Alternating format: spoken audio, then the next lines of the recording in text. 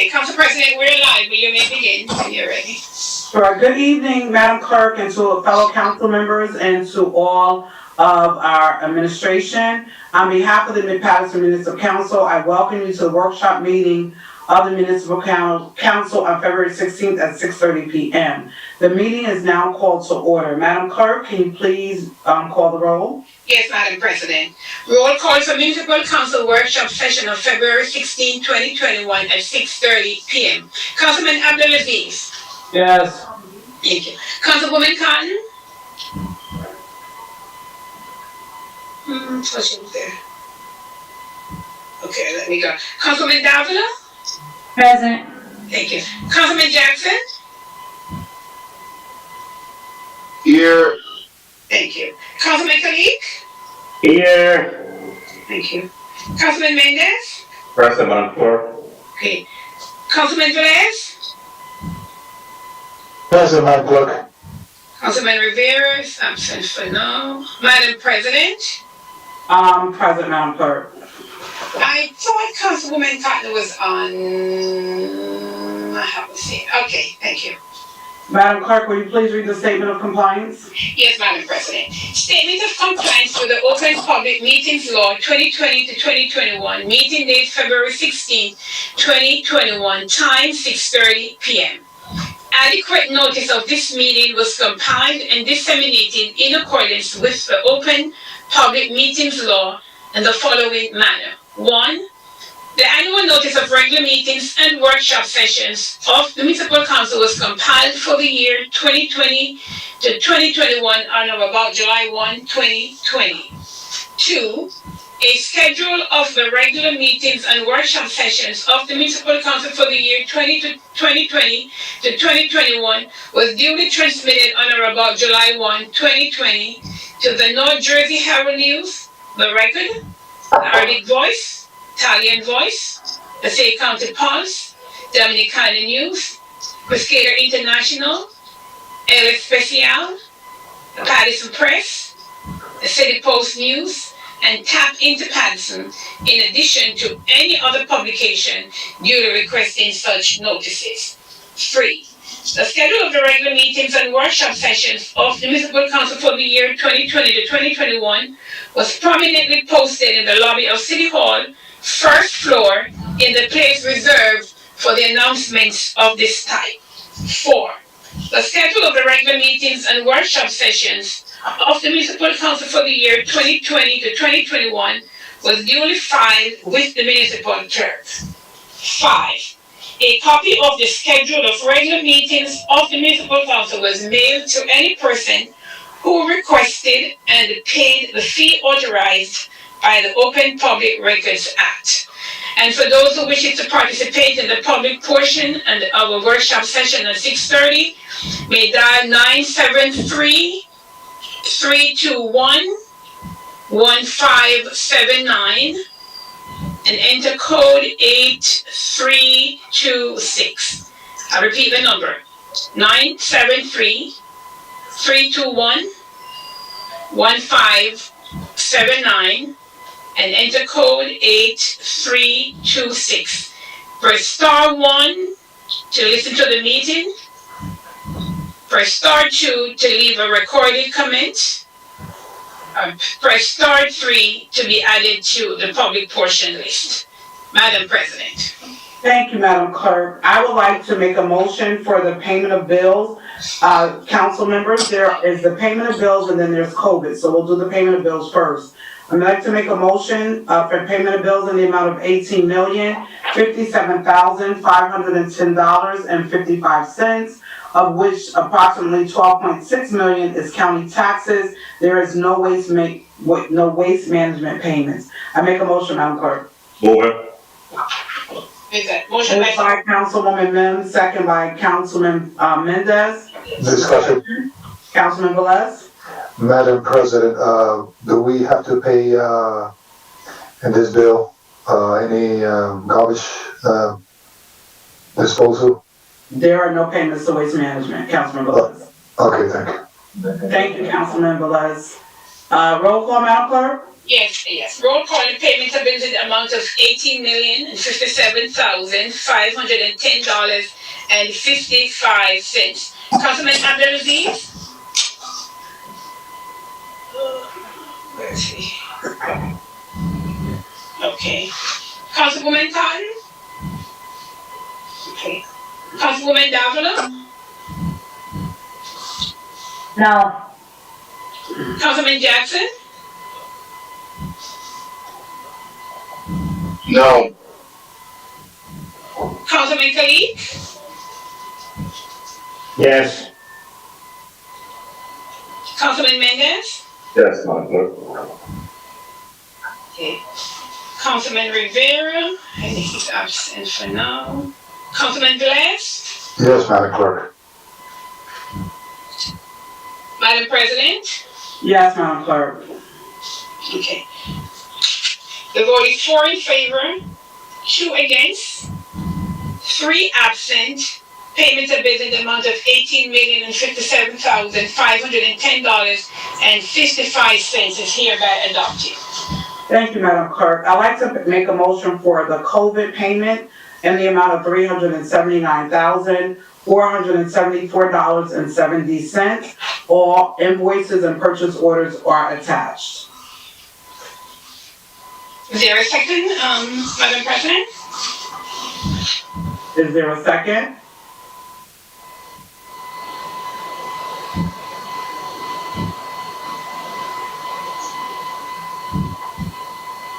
Is there a second, council members, for the COVID payments?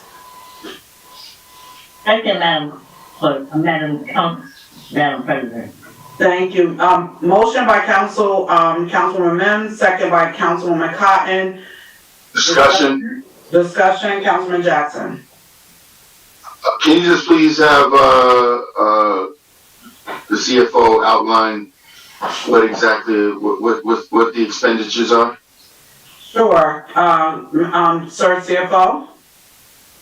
So the expenditures are basically all, 370 of it is for LabCorp for the testing.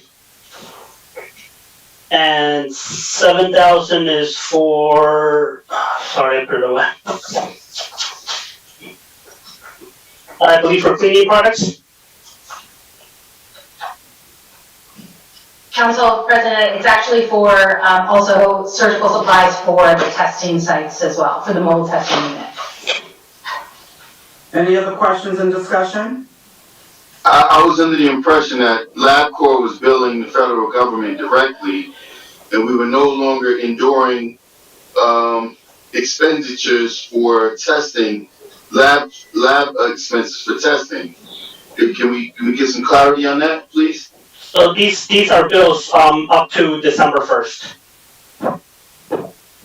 I believe you're correct. From, I believe, January 1st, they're doing federal now.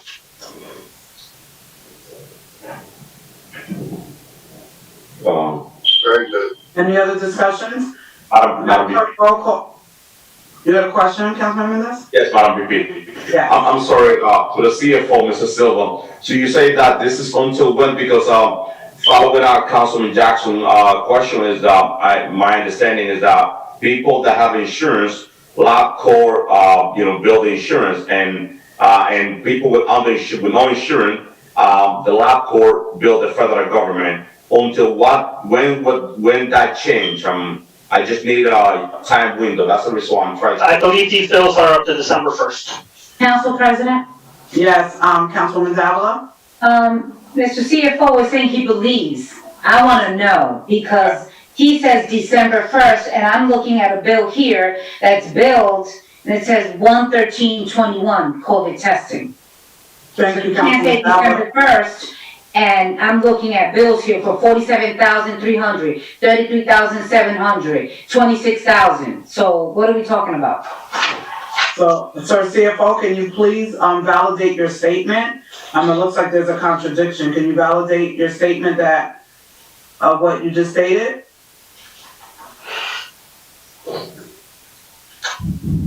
Council President? Yes. Just give me 1 second, because the date here says 1/25/21, but I believe this was testing up to December 1st, but I would have to double check. Yes, Councilman Davila? Council President, so if you look at the second sheet, which has the attachments, you know, there are payments here that go as far as November 2nd, right? November 2nd, there are 6 payments. And then there are 2 for 113, and then I see here the surgical supplies for the 7,000, which was billed on 121. So the only two I have to double check is 113.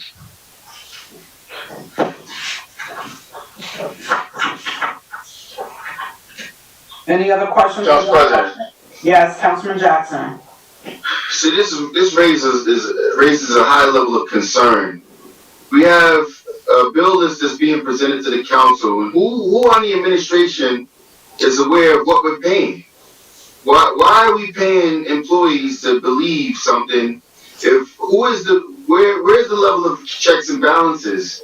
Yeah, I mean, obviously this is the consent and approval authority, but we should not have to double check on what bills are being paid out. It just speaks to a level of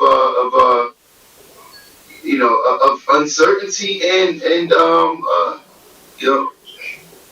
unreliability on the public's behalf.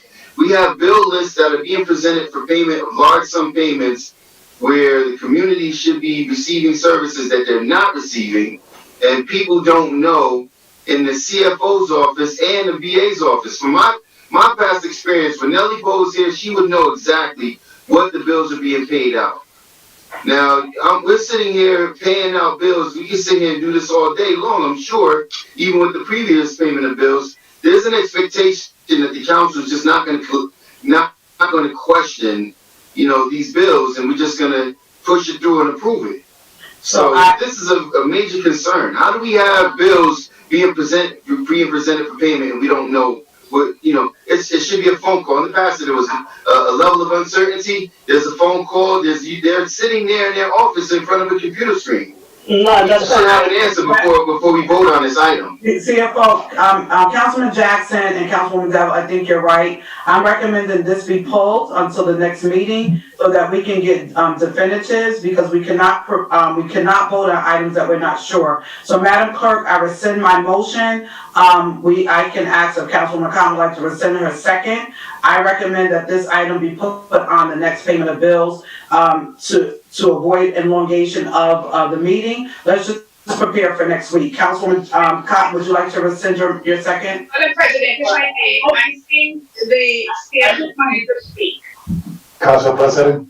No. 1 second, Madam Clerk was speaking. I didn't hear you, Madam Clerk. CFO had his hand up to speak. Javier, is that correct? Yes, and I was just going to say, you're absolutely correct, Councilman Jackson. The bills, I should have put the bills behind here.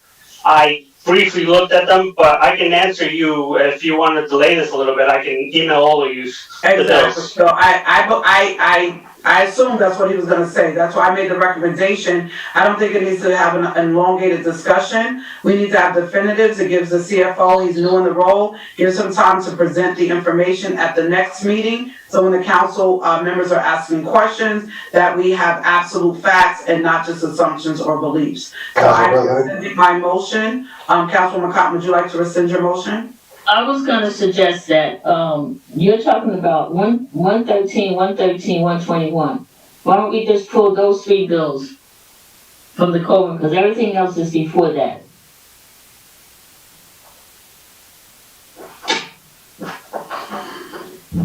I think we need to have a definitive answer on all the bills that we're Point of paying. order, Council It's not President. You removed I removed my motion. there should be I'm no further recommending that discussion unless there's a second.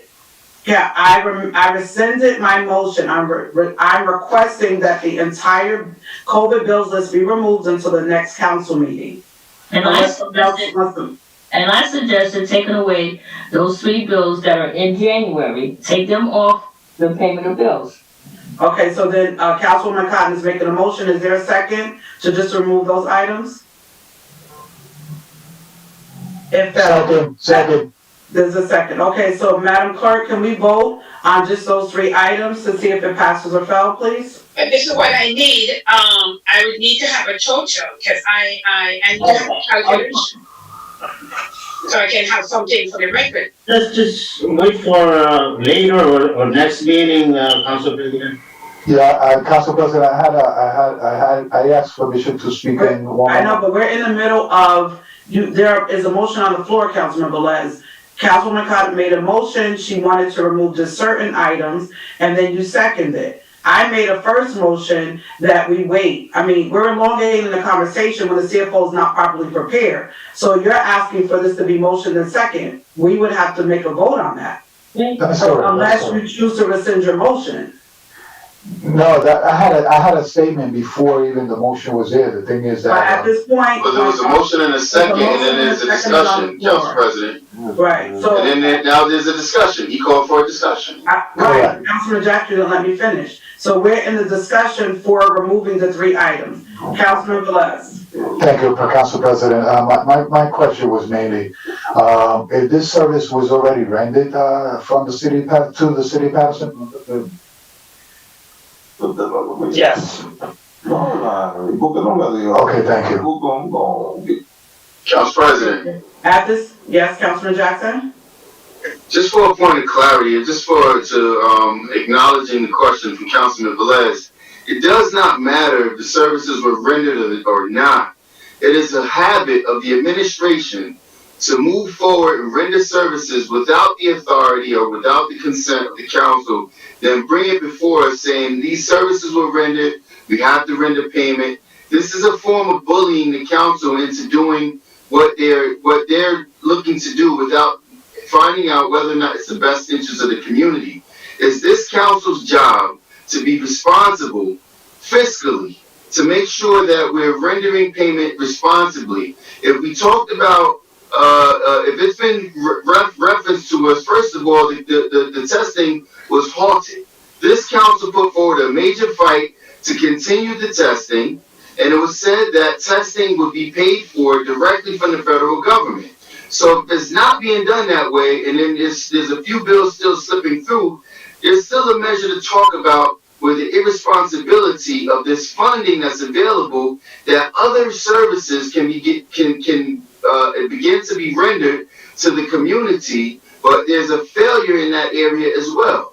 So I'm not here to buy into the notion of it's the CFO's first few days. He's been an employee of the city for a very long time. If he's in the chair, he needs to be able to do the job. It's not on the job training. We have to be accountable to the residents, and this is a measure of that accountability. What are we paying, and why are we paying it? And it should be definitive answers. We should not be second guessing or thinking, I believe. No, it's not. Nobody gets paid to believe. You get paid to know. And so if we're not doing that, then we're not being responsible to our roles as council members. I'm removing my motion. One second, Councilman Velez just moved his motion. I make another attempt for Councilwoman Cotton if she would like to remove her motion, so this can be tabled. Councilwoman Cotton, 1 second. You talk on the floor. Am I on now, Council President? Yes, Councilwoman Cotton. I'm just saying, when I looked at the 3 totals, it comes to $66,974.20, leaving a balance of $312,500.50. So. Councilwoman Cotton, at this point, you have no second. And I can see, they just don't want to pay it, period, so okay, fine. Madam Clerk. Just do roll call, Madam Clerk. Madam Clerk, the item is removed until the next meeting. So for the record, we're removed. These motions are being rescinded. Okay. Yes, thank you so much. For the record, you will get paid on another meeting. Thank you. Yes, thank you so much. Let's go through some of the agenda items. Item number 10 Madam Clerk, can you read item number 10, please? 10 is a resolution renaming Putnam Oval in the honor of Ray Light Sr. And this is sponsored by Dr. Mims and Councilwoman Cotton, correct? You want to put that on record? Non-consent. Okay, all right. And the other number 11. Councilwoman Davila. This is, the resolution honoring Victoria. Would you like this on non-consent as well? Yes. Yes. Okay, Number 11 is non-consent, Madam Clerk. yes. Number 17, Madam Clerk. Number 17, This okay, is that's, Councilman Jackson did you, honoring, non-consent, Councilman? would you like it on consent or non-consent, Councilman Jackson? Honoring Sophia Alexander for Black History Month? Non-consent, please. Non-consent, okay. Okay, I got it. Council President? Yes, Councilman Davila. Council President, if you wouldn't mind, if you can address, 13 and 14, I want to know, if the BA has any information. On a personal note, can I discuss 13 Yeah. and 14? Yeah, before, Madam Clerk, Yes, can we ma'am. go over items, let's do item 13 first? 13, both, they're for the same, that's why Councilman Douglas said they're from the same Casamonte. Right. Yeah. So, okay, one is a resolution for renewal of the entertainment / show license for Casa Montego, and Union Avenue. And the other one is the renewal of the dance hall license for the same Casa Montego, and Union Avenue. So, Discussion. Remember, one second, Councilman Velez, these items were taken off of the agenda. right, Councilwoman Davila made the request, so Right. Councilman Davila is on the floor for discussion. Councilwoman Davila and then Councilman Velez. Thank you. Thank you very much, Council President. So, to all my colleagues, and just so you know, I have received numerous complaints about, this business. Linwood Avenue specifically, the tenants in that area, and believe it or not, their house is probably, when you look at where, when you look at where it's positioned on Union and Linwood, across the street, there is a car dealer. Okay, to the right, there was like a mechanic shop, and then there's a few houses to the right as you're walking towards that end. The amount of issues, quality of life issues that have been called in, that not only has the chief been informed, the director has been informed, the captain has been informed, the quality of life task of unit has been out there. I mean, it's been continuous. And one of the major issues that occurs is that when they're having an event, all right, mind you, all of this stuff going on through our social distancing pandemic, okay? A lot that was happening was a lot of the cars were driving down that Linwood dead-end area.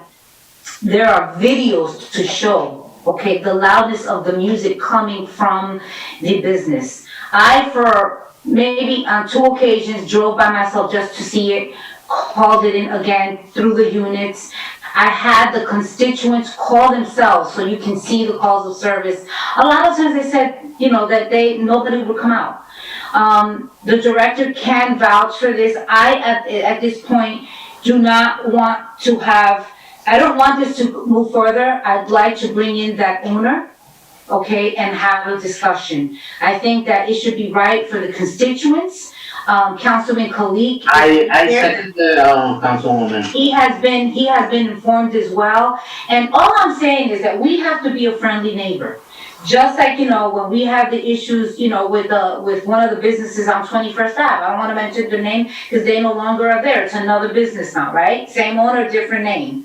And I just want for my colleagues to at least support the fact that this establishment, if they obtain their entertainment and dance hall license, they're going to continue because they've been told various times, and yet, you know, nothing has been done. So I just want to consider that and have them come to the next meeting and have, at the next workshop that is, and have a conversation with the entire council on what it is. Because I've noticed that they've hired like their own security, but even their own security, when I walked up, I heard them saying, oh, Councilwoman is here, Councilwoman is here, and I'm like, holy crap, it's like, what's this? Informing, whoever was inside, and then a gentleman comes out and he says, oh, Councilwoman, I've never met this man, but he addressed me by my name, which meant that what I was hearing was correct. So I'm just asking for that consideration. Thank you. I agree, Council President, next workshop. Councilman Velez? Thank you, Council President. I agree with Councilwoman Davila. I also received calls from individuals from that site. Jerry Spezial knows, is aware of all the text messages forwarded to him. I want to request a call of service. It's my understanding that the last operation that they did about 2 weeks ago, there was a minors involved in that place. So, and it's really disturbing.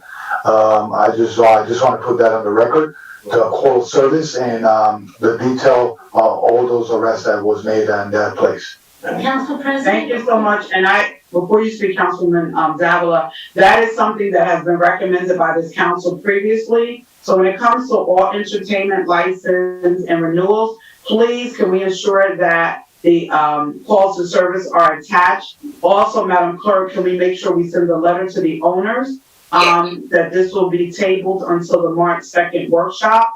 And we're requesting that the owners be present so that we can have a full discussion as a council regarding these two renewals and the entertainment license. Yes, I do have. Council President, I believe that there was a report that was prepared, right, Madam BA?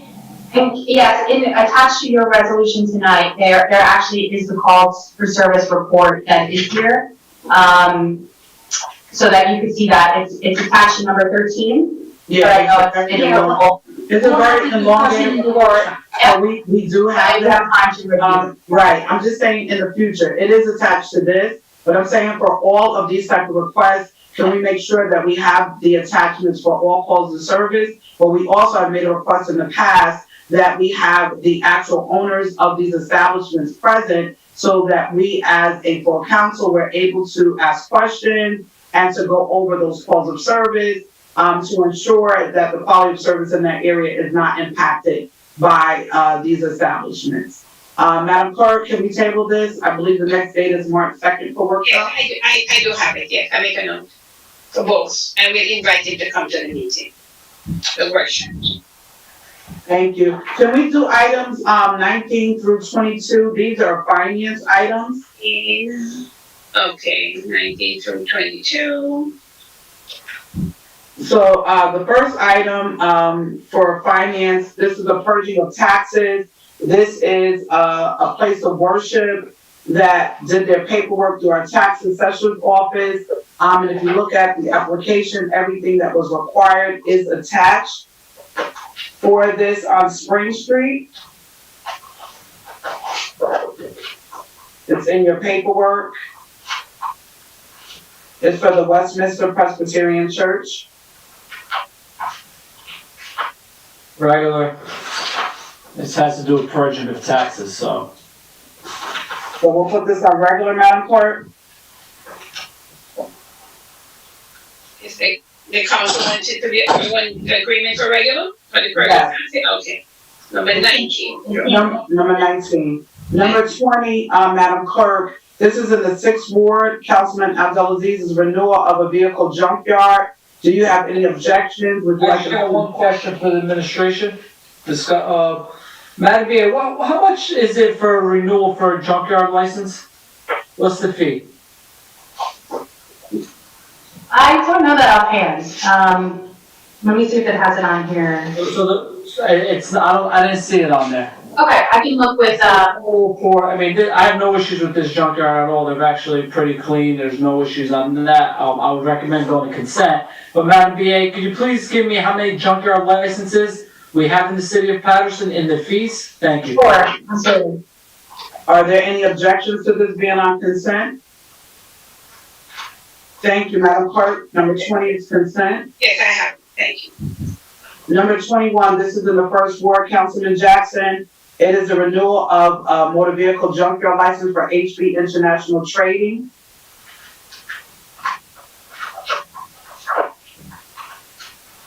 Councilman Jackson, any objections to this being on consent? No, consent. Consent, Madam Clerk, for item number 21. Yes, I have it. 21, okay. Number 22, appoint operated laundry license. We have First Ward, Second Ward, Fourth Ward, and I see Fifth. These are all the renewal. These are previously on laundromats, and they're just renewing their license to be in good standing. Are there any objections to consent? Consent. Consent 22, Number 22 is consent. yes, I have.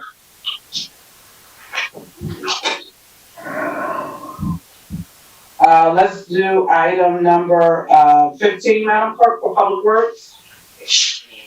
We have our DPW Chair, Councilman Mendez, for items 15, 16, 23 through 27, 28, 15 through 20, 15, 16 for Public Works, and then we have 23 through 28. So Michael, let me ask you one other thing. Councilman Mendez. Mary Hogan.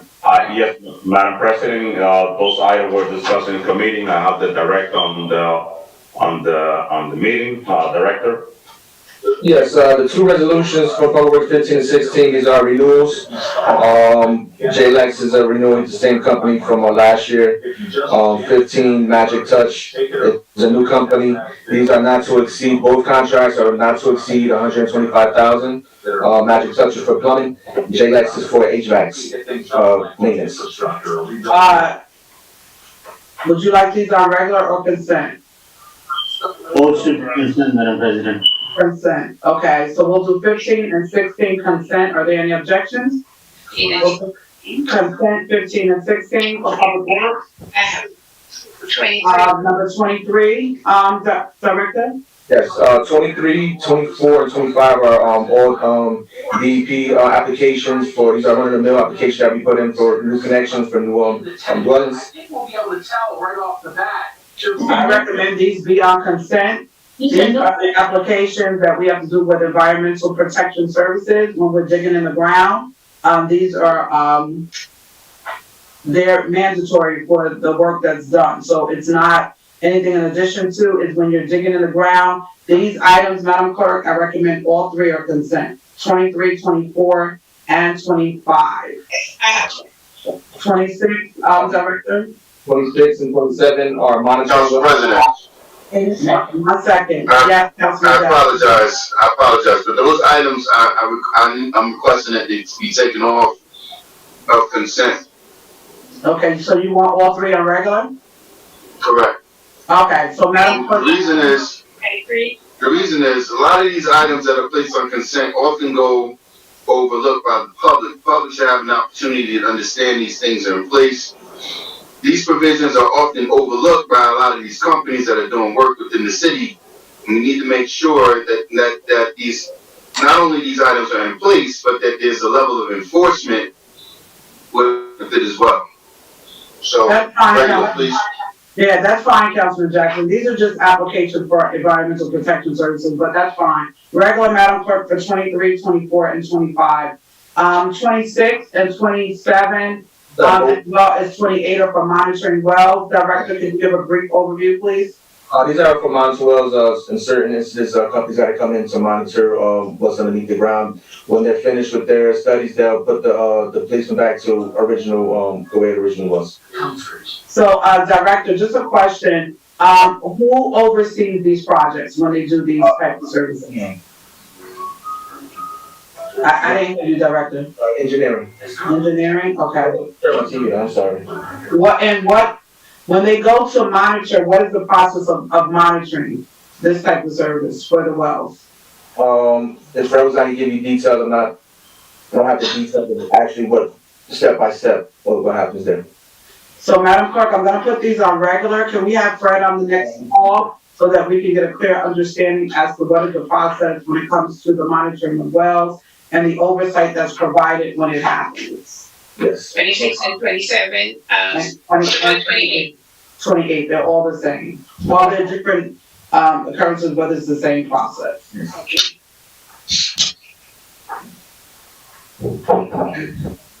Madam Clerk, can we do a second reading ordinance? I think we're okay with this. This will stay on the agenda.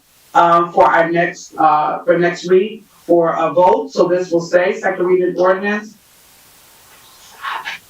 For our first reading ordinance number 6, this one is fine. This is East 33rd and 18th Ave. It is a 4-way stop.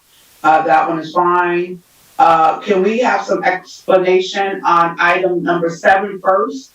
And then we'll go into the other 2. Item number 7, you said? Yes. This is the, fall in line with what the state recommends. I'll have Fred on next week to explain more, but this is just to fall in line with the state's guidelines. So, Director, is this a part of the CSO water flow project? Yeah. The New Jersey Waterways? Okay,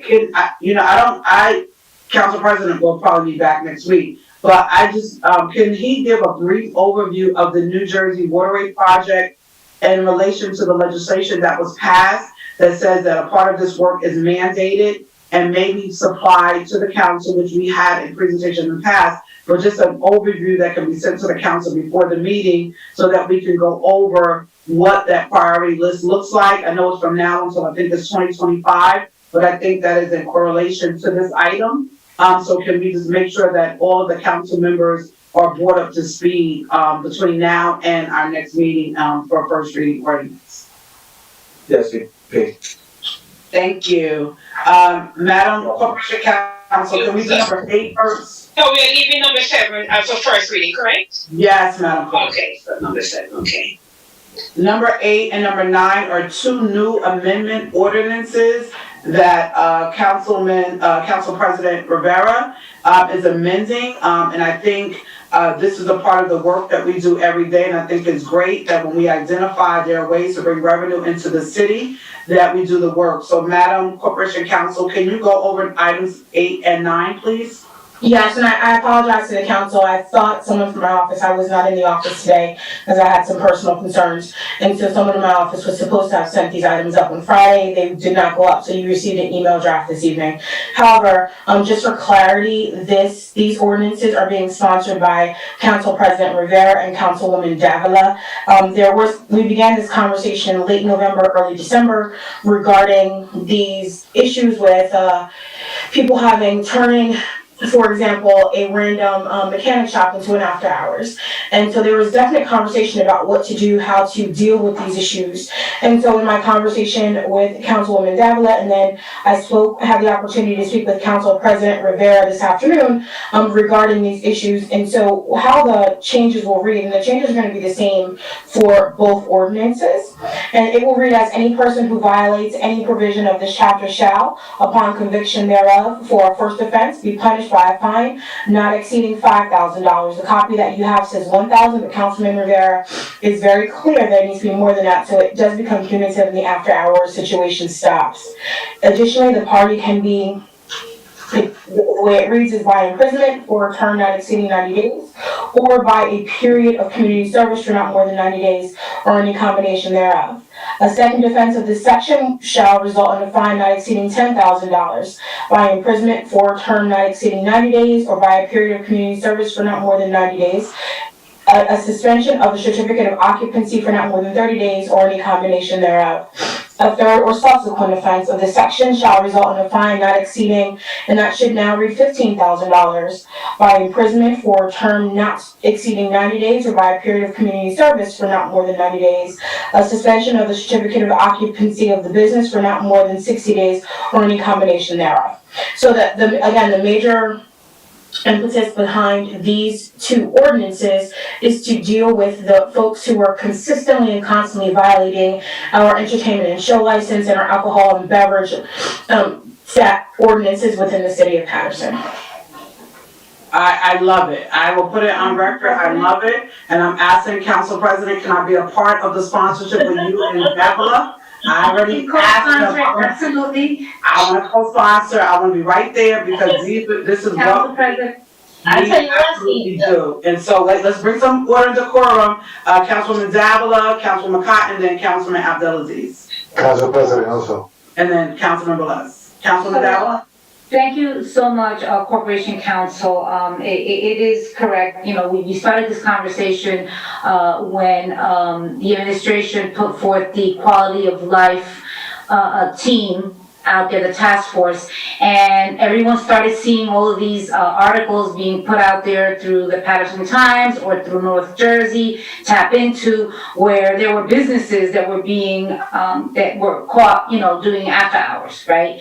And the reality is, and I've been saying this, we can't say on one side that we are about quality of life, and then on the other, we're saying, well, no. So we had a conversation, Council President and I started the conversation with Corporation Counsel, and here we are right now. Council President did kind of lay down the gavel in terms of the amounts. He wanted to up it up, in terms of that. I, on a serious note, would like to see, we have to set the example. A lot of statements being put out there on Facebook, it's that everything goes in Paterson, and we have to stop that.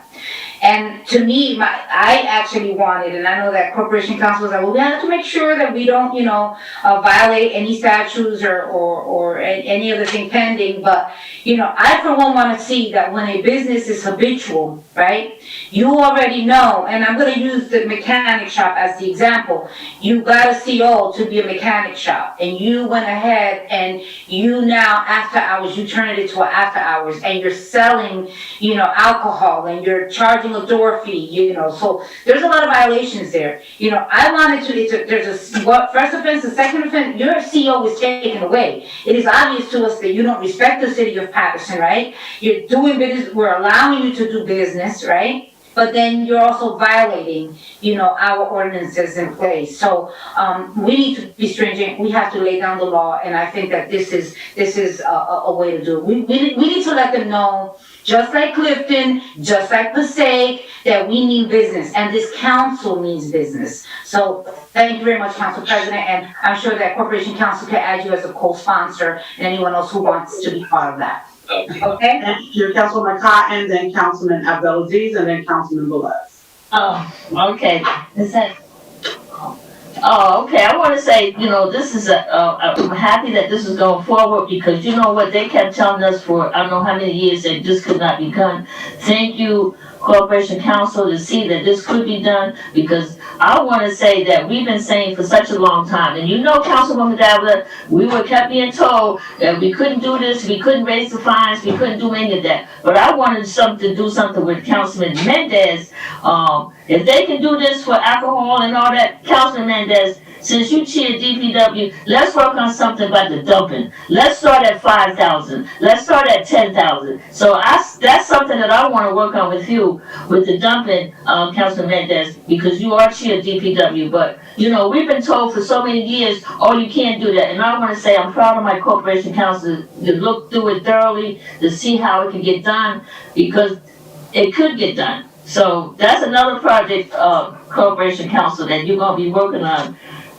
Get them in the pocket. You get them in the pocket, because I'm just like, and now that we got these cameras from the DEP, from the state of New Jersey, we can ready to catch some people right now. So I just want to say, I applaud all of this. I applaud the sponsors, and Davila, Councilwoman, we were told for many years we could not do this. We could not raise the funds. We couldn't do this. We couldn't do that. So thank you, Corporation Counsel. Thank you all. Thank you, Councilman Cotton. I just want to interject before that project. Wait a second, Councilman Mendez, we're gonna work on that. The corporation. So just a quick, thank you, Councilman Cotton. Just a quick interjection. Madam VA, and as the mayor, I'm sure he's watching this, I just want to make a quick interjection. If this item that is being proposed and it passes, which I believe it will pass, we have to ensure that when it's enforced, is enforced by the ordinance, because the state law would only say $1,000 fine. So can we make sure when it's enforced and there's a summons being written, that is being written by our ordinance, which has these additional higher fees attached, and not by the state law? Can we make sure I'm putting it on record so it's duly noted? Councilman Abdelaziz, Councilman Velez, and then Councilman Mendez. Thank you, Council President. I want to commend Councilman Davila for writing this legislation and co-sponsoring it. This is surely and definitely needed in the city. But one thing, if you've spoken to our inspectors here and you hear the constant things, we could enforce, but when they go to court, it gets thrown out, they get $50 fines, it gets downgraded. So Corporation Counsel, I did some research, and I'm not an attorney here. I know your verbiage states, for first offense, it should be punished by a fine not exceeding whatever amount you said. What I'm asking this council is saying that the first offense be punished by a fine, or a minimum fine of $5,000. So the prosecutors cannot give you less. Minimum requirements. I spoke to many attorneys that said that's what they need. The minimum requirements, because when you put it the way we have it right now, this allows the lawyers, we're not in the courtrooms. That's not our jobs. We're not in the courtrooms. But our intention is that their fine should be $5,000. We don't want to go lower. But once they go to court, there's plea agreements, downgrade, throw this ticket out, right? So I think we should change, not shall exceed $5,000, the minimum fine of whatever we want to put in. So the prosecutors can't negotiate lower as per the law. So Corporation Counsel, I hope the council, if you talk to our inspectors, that's what they tell you. They write 16 tickets, they go to the prosecutor, the Corporation Counsel can't tell the prosecutors, right, because that is the judge, and that's the judiciary part. But we could write where there's minimum requirements and minimum fines. So if Councilwoman Davila, I know you spearheaded this, and I am not going to take this from you. Would you mind amending that verbiage to put in minimum requirements of the fines you have in place? Corporation Counsel, you're legal. I would agree with Councilman Abdulaziz. He is right. That is one of the issues that we have when they go to court. It's like, what happened, you know? So I think that the verbiage should be clear, okay, and that the minimum, starting the minimum, and in this case, as Council President indicated, you know, he wanted to start it at 5,000. Yeah. We'll make the necessary changes. And Councilman Abdulaziz. Council President, lastly, and that's important to put in, because that's a morale, not a morale booster, but when the inspectors and police officers go in there and then you see them, they're like, Councilman, we gave that establishment 10 tickets and we find out in court, they don't want to do their job after that. They're running the mill. So I commend the Council President for doing this. I know he's not here. The one thing I do want to work with you and Councilman Davila and Council President Rivera, since you're on this quality of life, we need teeth to our quality of life rules and laws. The loud music ordinance, I think we should start looking to amend it in a tier-based system. If you get a ticket between 8 and 10, it's this fine. If you get a ticket from 10 to 12, it's this fine. And for all the residents that want to play music till 6 in the morning, there is no issue. Just like when you speed, right? You get a fine for 55 to 65, 65 to 85. We got to get one more on here, and that's the loud music before the summertime. So I would like to get that Corporation Counsel, if you could look into that with the loud music. I think a tiered system works because someone that's blasting music. Yeah, Councilman, we had done an amendment already to it, but we'll definitely look at it again, absolutely. The tier system, because someone that's blasting music at 4:30 in the morning should get a more severe punishment than someone that's blasting music at 9 o'clock. Thank you. Councilman Abdulaziz. Councilman Velez and then Councilman Mendez. Thank you, Council President. Holding my comments here. You know, a lot of this ordinance, there's other agency involved that they regulate it.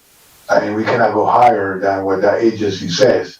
So, and the corporate counsel could confirm that.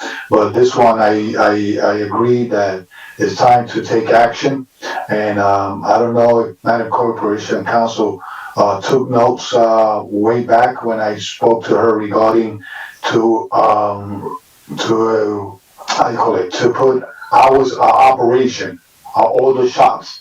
And we have a situation that the hours of operations are going over, and noise and this and that, not only coming from music, and et cetera, it's only also coming from any kind of detailed jobs or whatever they're doing. And that what brings also the after hours and et cetera, and the necessary hanging out. I don't know if that could be included in this ordinance, the operation hours of the business that I spoke to you, Madam President, Madam Corporate Counsel. So the business hours are actually one of the next ordinances we are working on. And in the ordinances, it very clearly, in the amendments, it very clearly says that except as provided for by New Jersey state statute, and the statutes are listed. So any section that violates New Jersey state statute, we're not gonna apply. But I do agree with Councilwoman Davila. I think, she said earlier, when tickets are being written, or maybe it was Council Vice President Mims, when tickets are being written, they have to be written on state statute, also on a TCOP, so that all areas are covered and we can look at these higher fines. Last but not least, Madam President, and I'll defend the judiciary system here.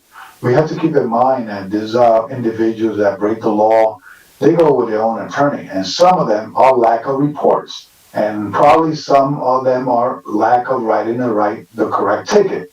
So there's an attorney out there that will stand in front of the judge and say, hey, where is the decibel? Where is this? What is that? And sometimes reports are not generated the right way to support that ticket.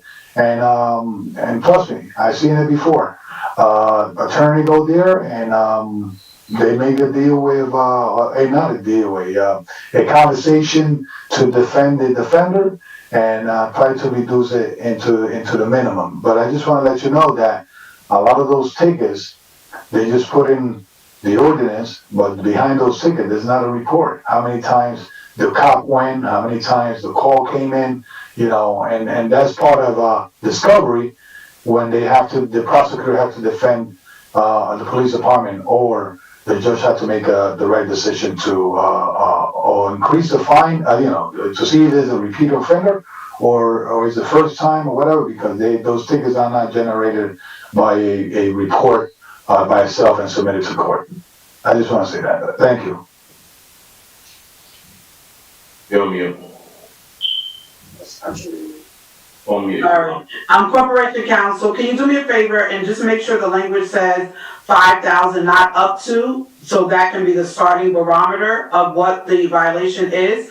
Also, my recommendation to the statutory agency chair of the council, that there be a meeting with the director that is over the courts to let them know that this is a new ordinance that is coming forward, so that there can be a conversation with the judges that are administering when it comes to them and these things are being dismissed, that they understand the urgency and how yes, there's an amendment, but we also want to ensure that they are working in collaboration with the amended ordinance, that we're not doing this where people are getting these violations and then it gets there and then it's wiped out. So I think not just for this item, I think it needs to be for other enforcement items as well, through other departments like community improvement and other areas as well. There needs to be a full-fledged conversation as relates to any items that are ordinances that have been passed previously or currently, that they understand that there needs to be a working collaboration across the board. Councilman Mendez, please. I just want to let you know, Madam President. Councilman Mendez has the floor. I will, Councilman Melez, if you want to wrap it up, I'll go after you. Yes, it's great, Madam President. I will be calling that statutory meeting for next week. Just be advised the committee that it's going to be next week, and it's going to be at the Parking Authority office. They serve good lunch there. Yes, they do. Thank you, Councilman. Council President.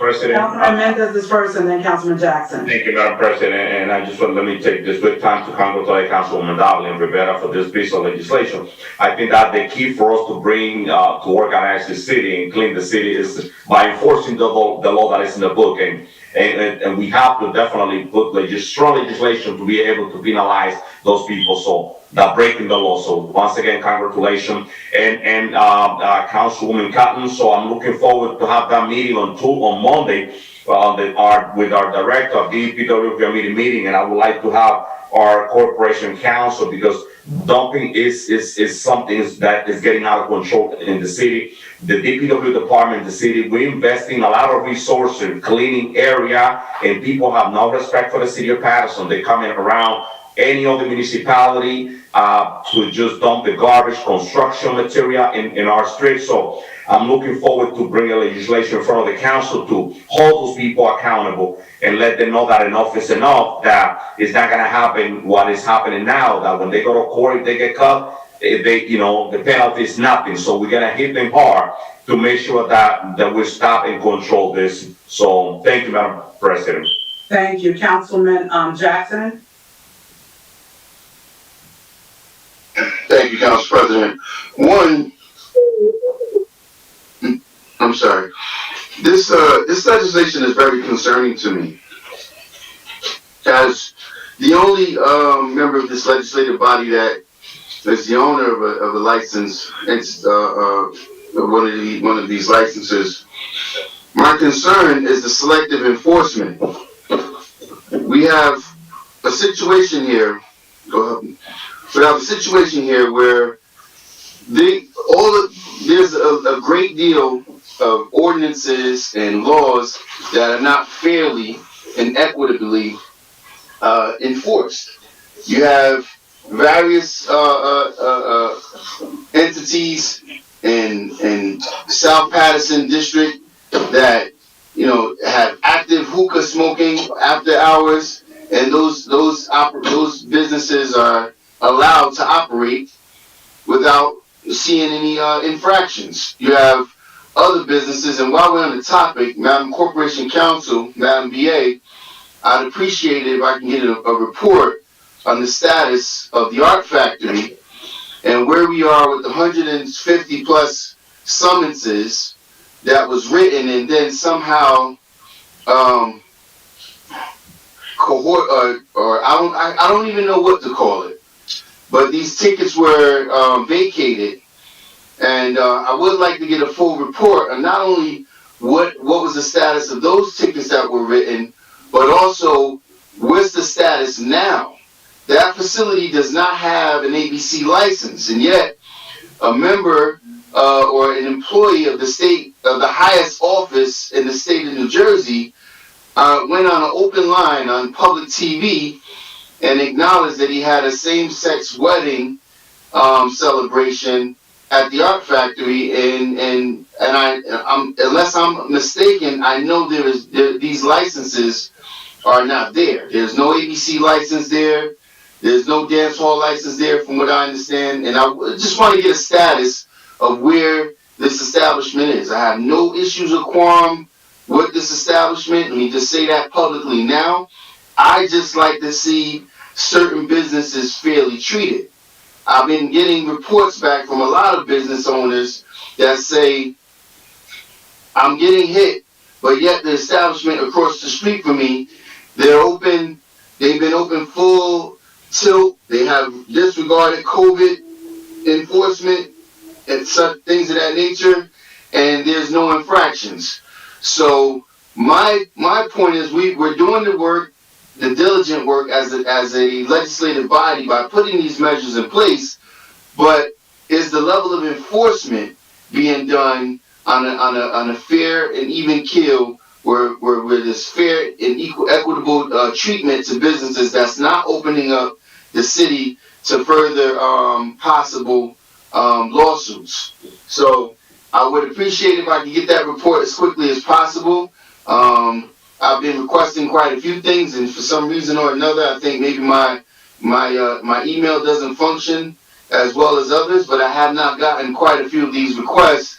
So I'm hopeful that this one will be presented to me prior to the vote on this item.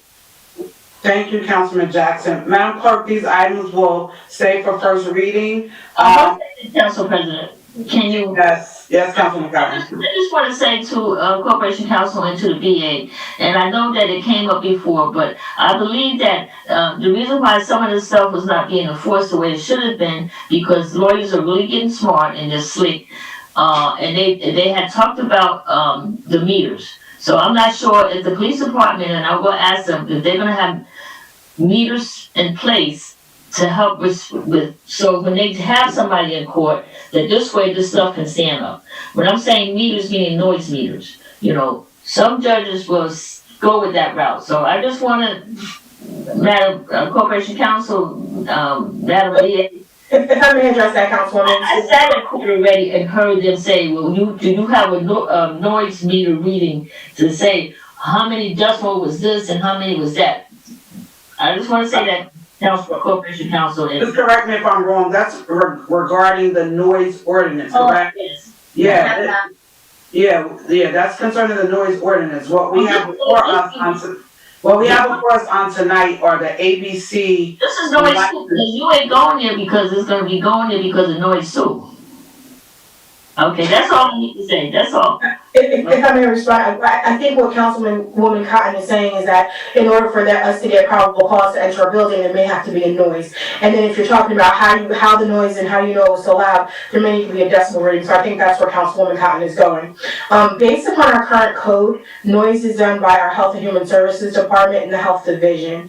And I've been saying for some time, we actually just adjust our ordinance because the adjustment needs to go to the police department, because obviously weekends are the biggest time for us to have noise. So Monday through Thursday, noise when you've got health department employees here makes sense. But on a Friday, Saturday, or a Sunday evening when someone's having an after hours party, and of course those do happen on weekdays as well, but particularly on Friday, Saturday, and Sunday when there's someone who's violating a CO, you need to make sure that our quality of the life squad in the police department actually has those decibel readers. They can measure noise for us.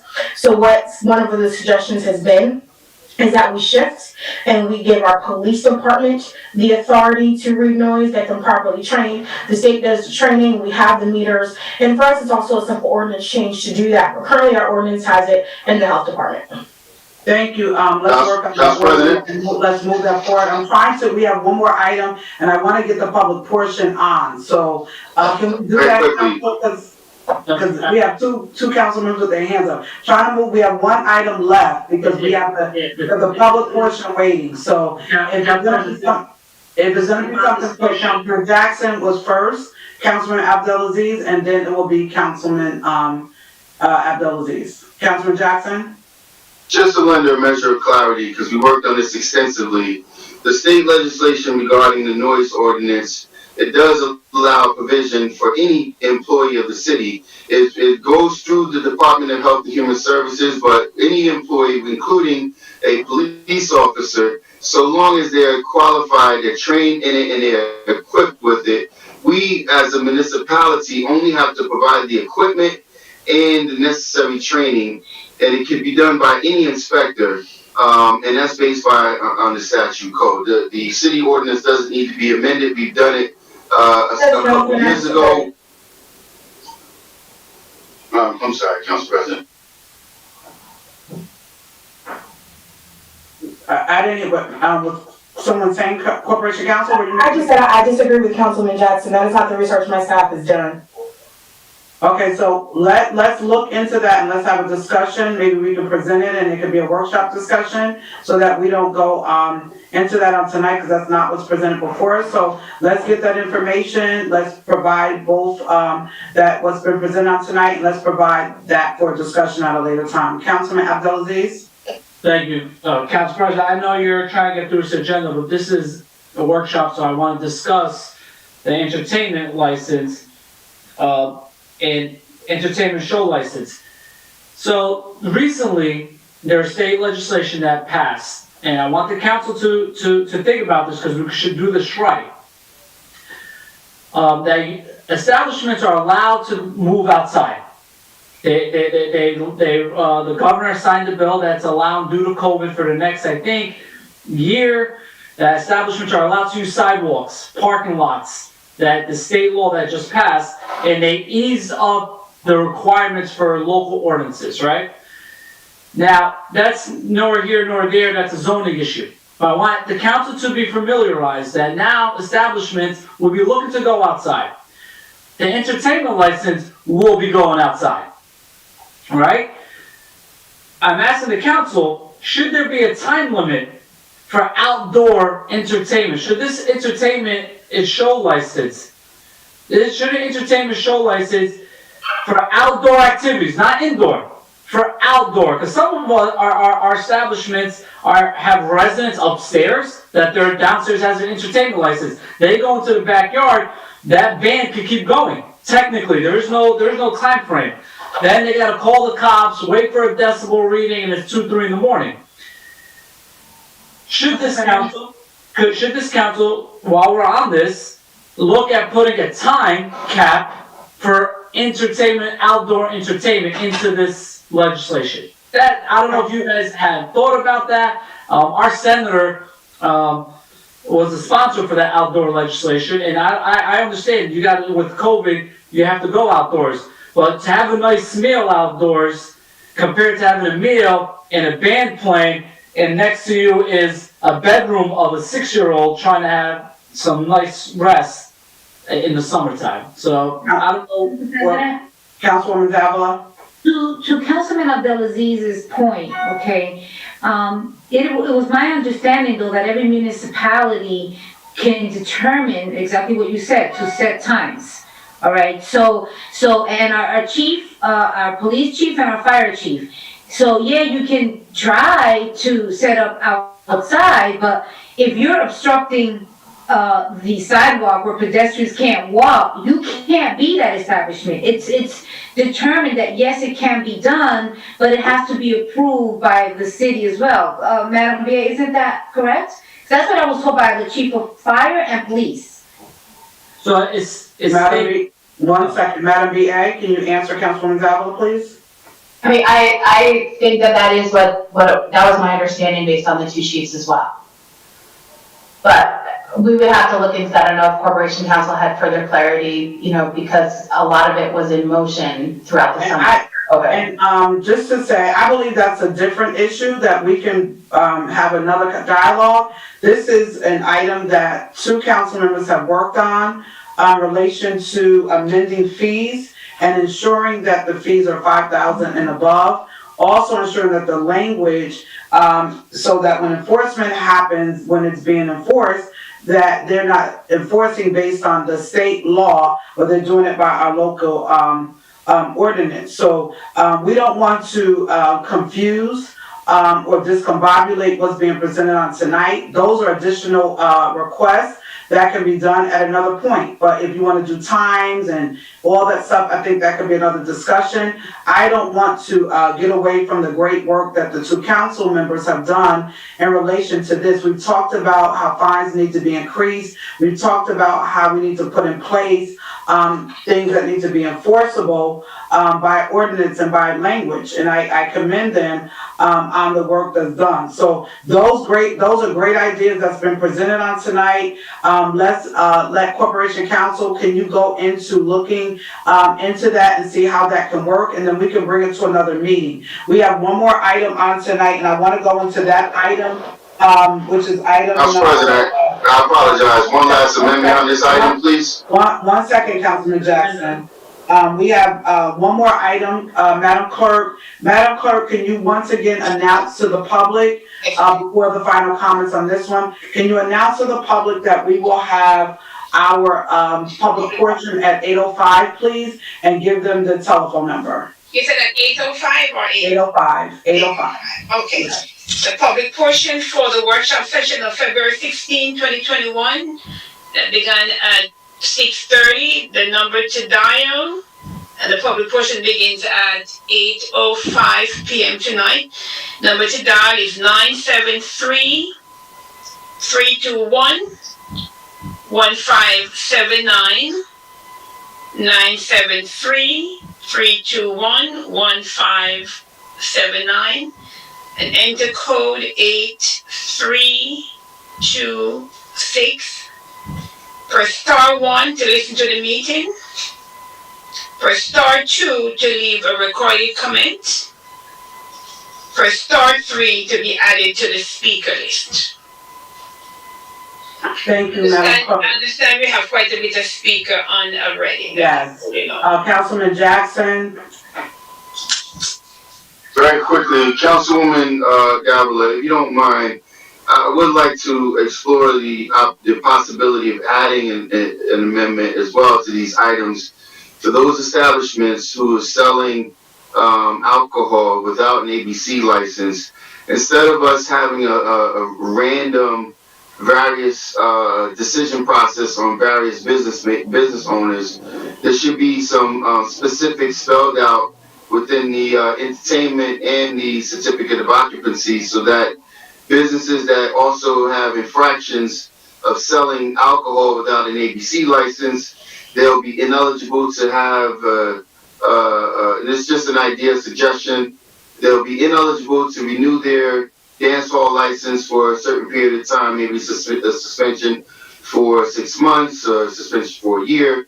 That way the council doesn't have to arbitrarily decide based on business to business. It's already spelled out and it's already understood clearly. If you're caught selling alcohol without an ABC license, then your license, which should also be your health department license as well, because that identifies various restaurants that are selling alcohol without an ABC license, and which is very unfair to those businesses that have to go out, pay in excess of $50,000 to $100,000 for a license, yearly renewals, and things of that nature, when other businesses are just, randomly selling alcohol without any repercussions. So if that could be a consideration, Councilwoman Davila, I think that would be greatly appreciated. Thank you, Councilman Jackson. So, Madam Council, just to reiterate what I just stated, the ordinance that's before us is for businesses operating without liquor or entertainment licenses. So the suggestions that are given by the council are great, but it does not pertain to what's before us. So, Corporation Council, can you look into those additional requests to see if we can have those requests be put before us? But I think they're great requests as well. Councilwoman Davila. Council President, if I may, Councilman Jackson, you're right on the money. Believe it or not, and Corporation Council will not let me lie, that was part of, some of the discussion that we had pertaining to that, because we do know that there's certain places that don't have an ABC license and they are selling alcohol. Okay, so Corporation Council? Yes. There? Okay, remember that was part of my conversation as well. Absolutely. Okay, so I'm with Councilman Jackson that definitely that language has to be in there, because again, a lot of what's going on there. So there's different denominators here, right? They're common denominators, right? But then there's different. So you have businesses who legally have their legal ABC license, their legal entertainment and dance hall license, who allow after hours, right? You got the businesses like in the 5th Ward that they rent a place and they make it an after hour, right? And that after hour, there is no entertainment license, there is no ABC license, there is no dance hall license. So there's different variables here. Okay, and common denominators. So I'm with you, Council President. We can definitely explore a little more. I look forward, to the final. And it's always these documents, these laws in place. They're set forth, right? But they can be amended. So I'm looking forward to whatever changes are necessary. But I just want my colleagues to understand we can't say we're about quality of life on one side, and then on the other say, oh, but you know what, that's my buddy, I know him. No, it doesn't work that way. Right. And I want to thank Councilwoman Davila and Council President Rivera, and now me with you guys and this council for this great initiative of raising these fees. And my concern is not just the amendment, and that's why I'm pressing the issue to ensure there is enforcement to any of the ordinances that are currently on the books. Madam Clerk, can we read item number 18? Yes, item number 18, read resolution of no confidence in the mayor. It's sponsored by Councilwoman Davila, Councilman Jackson, Councilman Khalid, and Councilman Mendez. Discussion?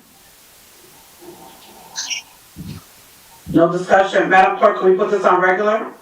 Okay. I think this item definitely warrants some discussion. Was hoping not to have been the first, but. Okay, Councilman Jackson? I would agree with Councilman Jackson. We did have, to be very honest, there was not no specific conversation amongst a group of people. On 2 occasions, there were some conversations within the council on things that are not being done correctly. And there's been conversations, and Councilman Khalid put it, he goes, I just have no confidence. Even Council President has said, I have no confidence on this administration. So Councilman Khalid put forth some notes. He asked, what do you want and why you would want to do this? And I can say that I do not see and I read it, and maybe, I don't know if I'm overlooking it, but there was also, in Corporation Council, it's missing the failure of implementation with escrow fees. Mm-hmm. Okay, and I don't see that on there. Okay, so there's this, I think this is, it's very black and white. I mean, I think the community sees it. I think we see it. I don't think that this is a personal attack against the mayor. I'm not here today to discuss and attack the mayor. No, I'm here to talk about the work. And it is unfortunate that, from the state's health benefit plan, all right, it was done the way that it was presented to us, and then come back, and here now we get sued, and now we have to go back, right? That's one. The implementation, the sewer fees, the utility, economic development, there's so many things. So on one side, we're gun-ho, and we're saying, oh, we're getting all this stuff done, but everything is being done on our poor Paterson taxpayers. And I say poor in the sense that, day to day, they go out, they work. Some of them are not working right now, trying to maintain their homes. You got seniors like my stepdad who's 90, okay, who has to pay a mortgage and get help, but yet his taxes continue to go up, but his finances are not there. So there's a lot going on, and I'll just leave it at that. I know Councilman Khalid, Councilman Jackson said it best that, we should have a conversation. And again, this is not personal. This is about the work that's being done, and that it is. Thank you, Councilwoman Zavala. Councilman Jackson, and then Councilman Mendez. Thank you, Council President. So, one, after, I think there's some the items of concern that are brought forward by various members of the council. I think that the administration, the public deserves to hear a response from the administration. I think most of the time when council members are bringing concerns forward, it's the echoes of the people that we represent, in which this administrative body often forgets. There's a notion that our concerns are personal concerns. These are the concerns that our constituents bring forward every day. There's questions that are asked on a daily basis. So when a councilman, as myself, the councilman of the First Ward, when I consistently ask questions and request things and they're being overlooked, you're overlooking a constituency of several thousand people, 30 to 40,000 people in the ward in which I represent, that you just decide not to answer to. And that's a concern for me. Obviously, there's the obvious is right in front of us. There's some gross failures. The failure with the state health plan, the failure with the sewer utility that failed, the escrow fees that were collected. But for me, more importantly, I sat in the corner of North 4th and Jefferson the other day, and I watched 2 Heldon police officers pull over a Paterson resident from blocks away, where there's border patrols that's going on, that has been going on for decades. And, I watched a skirmish between the mayor of Heldon, who is a city of Paterson employee, and with regard to the snow removal. These are things where, if you're going to acknowledge that the services and the quality of life to the residents of Paterson, or you fail to acknowledge that the quality of life is not being represented well, then there's an issue within itself.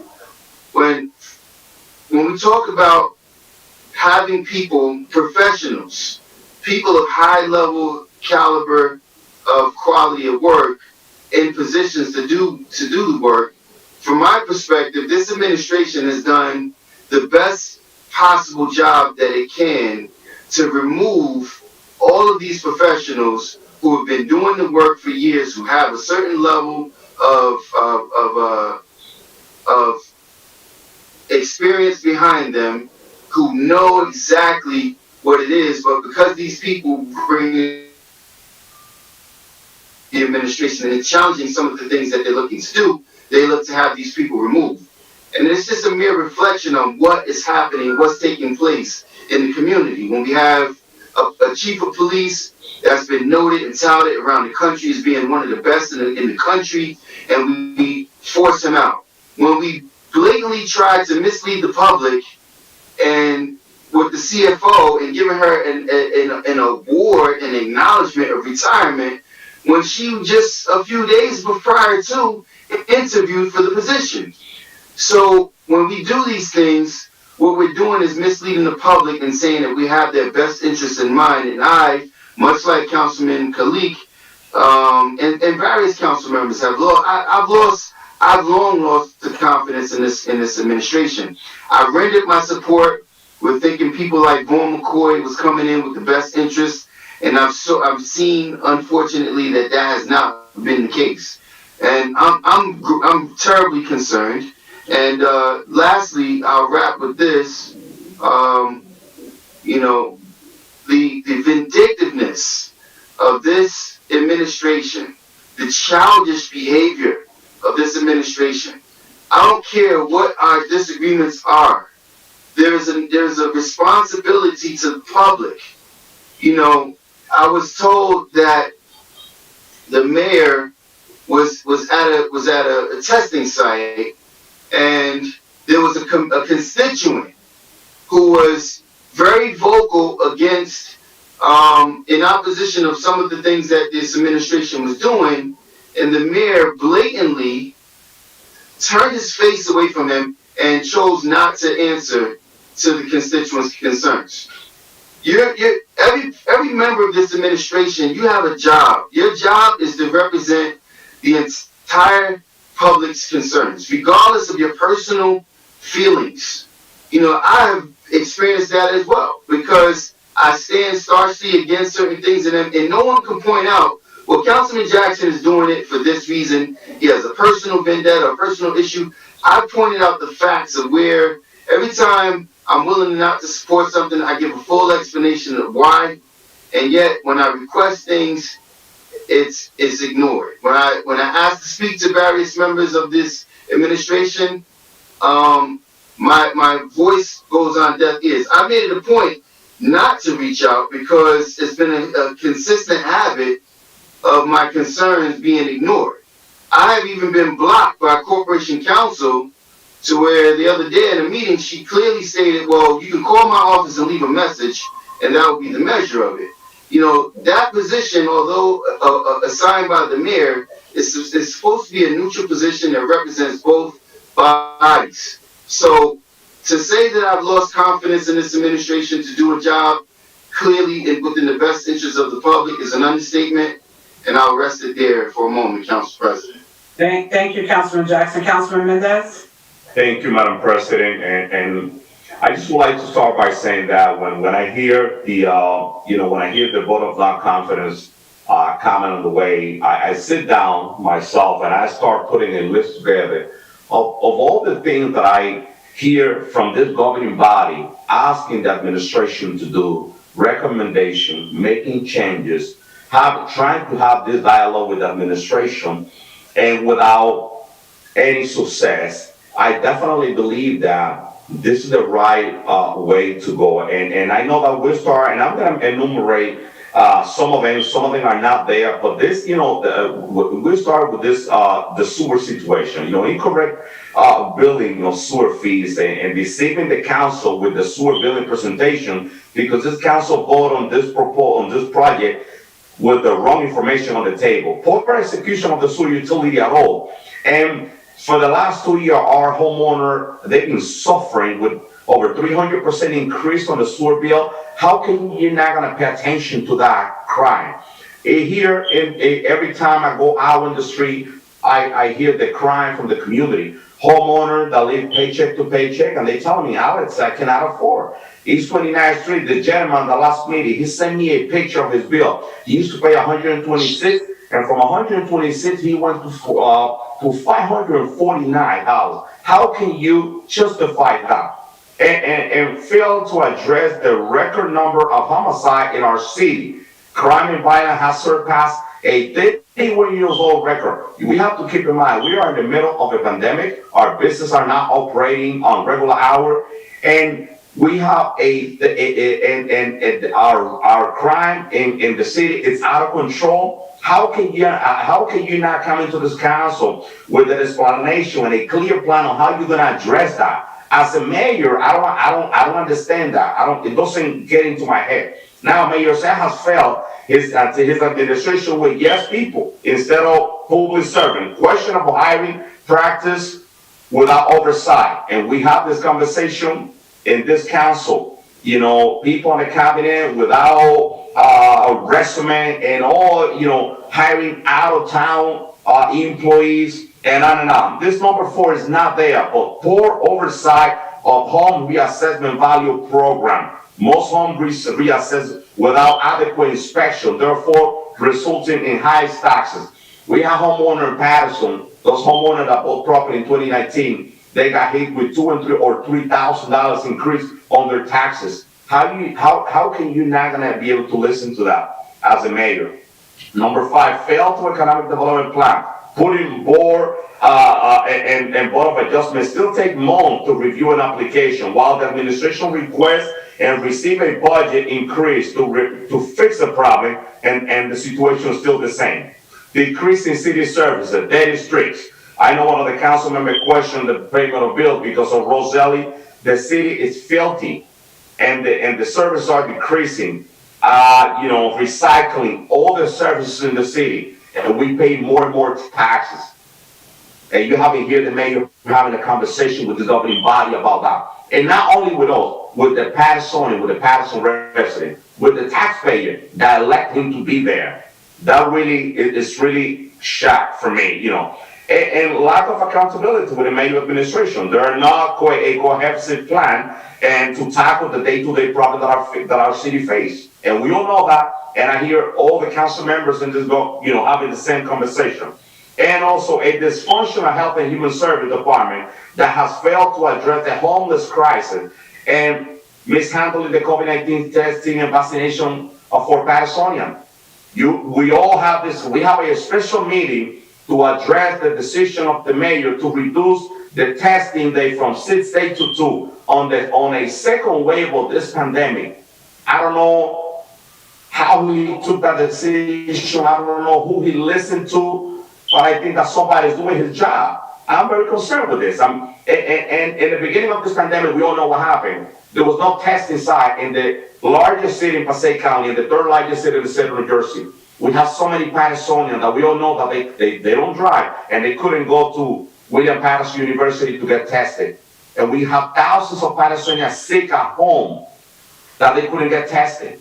And when we fixed the problem, the mayor took the decision against the recommendation of our health officer. He reduced it from 6 days to 2. Why? I don't know. I'm still waiting for that. But our Patersonians, they are the ones that paying the price for that. And the homeless situation, we got to just, you know, I hear about we have a proposal for the park, for Lou Costello Park. I invite all my colleagues after the meeting, go to Lou Costello Park, go to Ellison Street. You got to get more than 50 homeless sleeping. You're going to see over 20, 30, I don't know the numbers, sleeping there. How are you going to invest money in a location that's out of control? The homeless situation in the city of Paterson is just out of control. What is the plan to fix that problem? I haven't seen it. And failed to execute the implementation of the adoption of the escrow fees. That's something as simple as that. The escrow fee protect the city. As an investor, that escrow fee has to take place. And the administration failed to implement that. I just mentioned a list of things that this governing body has been talking about. Now, in closing, and I'm going to say this because I'm very responsible with my comment. I got a problem with what's going on in the city of Paterson and also on the vaccination center. The mayor is using city resources to campaign. I don't know who's doing the job in the city of Paterson right now. I'm extremely concerned by that. The mayor he's there from 9 a.m. all the way to the afternoon campaigning, passing flyer, having conversation with people that go to get the vaccine, bringing people from the back of the building. Today, I passed by today, and there was a line of people outside, waiting for the first shot, and I saw people coming out from the back. Councilman Mendez, I don't have to talk. Council President, And I was closing, Madam President, closing. I don't want to get out of my subject. Because I know we normally have a 2-minute time limit. We have the public. I do apologize. There's other council colleague waiting for. I know you're passionate, Councilman Mendez, so I'm not taking anything away from your discussion. Just in closing, I have other council colleague that wants to use the floor. In closing, please, we need to investigate this because it's not fair. Let's not use city resources for politics. Thank you. Before, just right before Councilman Velez, to the public, just apologies, this is our last item. After this discussion, we'll go into public portion. Councilman Velez. thank you, Council President. We're listening to my colleagues. I'm not saying that they don't have rights to come and put a motion or a second to move forward with a resolution regarding the no confidence vote towards the mayor. I have listened to all the requests, the claims of all my colleagues. I requested before other things to present to make a fair decision on this situation. This is not going to take us nowhere. This is more distractive. We don't want to convert in the crisis of Paterson that we are right now. People are dying. People need vaccine. The administration is trying to work the right way with us in some aspects. Some stuff we don't like, sometimes we like, but we get a chance sometimes to talk to the mayor when we ask favors. But when we don't sit down individually and say, Mayor, we need this problem. We need to resolve this problem. I think this is a circus. I think this is a political circus regarding, and this is and I'm responsible for my statement. Where this is going to take us? Do you guys realize that we have families? We got kids asking us why they don't have confidence on you, Daddy? Why they don't have confidence on you, Mommy? Let's put ourselves in that position. If you don't like something, and this is, I always say it as it is, if I don't like something, I go to the mayor, I tell him what I don't like, I tell him to correct it, and he works on it. And this is not only with this mayor. I have done it with other mayors, even way before being a council. So let me tell you something. I don't know where this is going to take us. If you want to get if it was going to be another, if you guys want to give a black guy to the mayor, anyone want to give a black guy to the mayor? Let's wait till the election. And whoever has the right platform to correct not only this situation that's going on now. This has been going since decades. The snow removal, the problem with the parks, the problem with the homeless, the problem with the panhandling, all those problems, I heard it before. And if anybody has a plan, or there's somebody out there that could bring a better plan, so let's wait for the election. That will be the best vote of no confidence of any mayor in this city of Paterson. The election is around the block, campaign fairly with platform. But let me tell you something, this is not going to take us anywhere. I don't see no concept. I don't see no facts. Everything that we see is the same thing that happened in another administration. And let me tell you something, this is more distracted scenario than really factual scenario in this side. I could be happy with this administration. I cannot be happy. But listen, just sit down, just talk to the mayor. Bring him an idea. Bring him the resources so he could do his job right. We are the legislative body. We need to put the resources in his hand to be able to do the right thing. Thank you, Councilman Mendez. Before Councilman Abdelaziz speaks, let me just say this, and I was going to wait until the end. This is not a personal bashing or attack. Council members have they have the right and the authority, which was discussed in the last meeting, to present resolutions before the floor. 4 council members deemed it necessary to present this item. It should not be that any individual takes it personal or alludes to the fact that it's about a family or about an election. There are items that are clearly detailed in this resolution that they feel that has valiancy and prudence to it. That is their purview to do that. We cannot, in this setting, and I'm going to set the decorum for that, be in a position to subtly attack council members because of an item that's being presented. Next week, when it comes before this council to vote, you can vote in your own conscience, because this, Madam Clerk, will be going on regular for next week. There is a discussion that's happening. Councilman Abdelaziz will be the next to last comment, because I will comment last, and then we will go into public portion. Councilman Abdelaziz. So I really said to myself, I wasn't gonna say anything, right? I said, this is not why I joined the council. To the residents and the constituents, this item here does absolutely nothing for your garbage pickup. This item here does absolutely nothing for the snow removal. This item here does absolutely nothing to rectify all the issues that they stated, right? When I came on this council, and this is the same thing to my colleagues, if someone would have brought up a vote of no confidence on any of us, I wouldn't entertain it, because this doesn't solve the problems that the residents are looking for. And some of you have had this in front of you. This is the first time it's in front of me, but I will remain consistent. I will not, this doesn't solve the day-to-day issues that our residents want us to be working together to implement and enforce. Very similar to the entertainment license and the alcohol beverage license.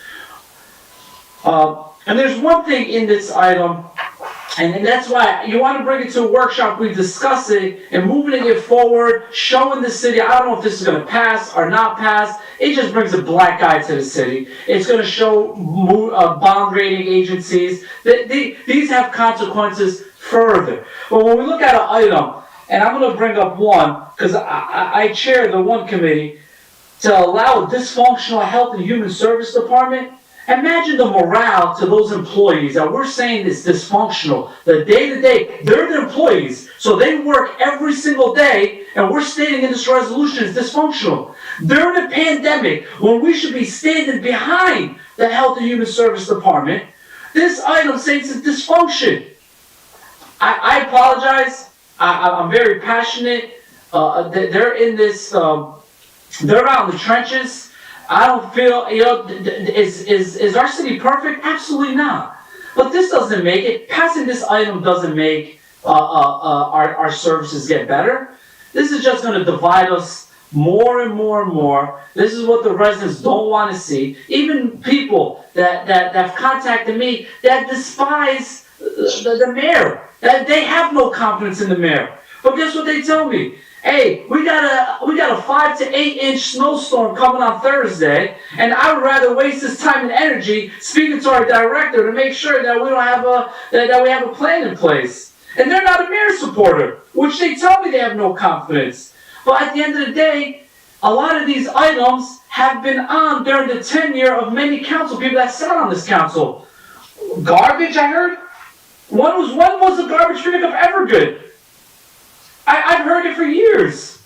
So I urge my council colleagues, if you have no confidence in something, air it out. Do what you guys got to do. But for us to spend time here, and once again, this could turn, and I'm being consistent around through all of you. Someone wants to bring a no confidence vote to amongst us, it doesn't solve the issue. It does not solve the issue of bringing the services to a better way. Let's work together and try to find solutions. Thank you, Councilman Abdul. President. 1 second, Councilman Jackson. Councilwoman Cotton. Thank you, Council President. I just would like to say that we have had so many problems. I mean, we have had so many problems with so many different mayors. I've been here with 5 mayors already. I think 2 or 3 of them had a no confidence vote. And there's many issues that we can get done. We are in this pandemic. We're in something that we never been in before. And this is gonna stay with us for the rest of our lives. But I can say that it's about working, to improve. It's about, I think about, our state representative who fight hard to get, funding to come here to our city, our state senator. Nellie Poe has 2 assembly people, Savannah Sumter, Benji Wimberly, and I think that, sometimes, to put a mark in the city, and to me right now, we do not need a mark in the city, because we need to, get through what we need to get through, and there's so many, and I know I get calls constantly, some of them are about the mayor, some of them are not about the mayor. But I know what people are needing here in this community, and then I know what's happening with landlords, I know what's happening with tenants, I know what's happening with businesses. And they would say, you know what, I don't care if you vote in no confidence, but this is what I need you to help me with. This is what I need to get done. There's so many things that I need. I have a senior, I have the children, I got moms calling me because, their kids can't get adjusted to the Zoom learning and everything that's going on with their children, and helping them find someone that they can go talk to help them through this process that we're going through. So I just want to say that, to me, we don't need to have a black mark, because,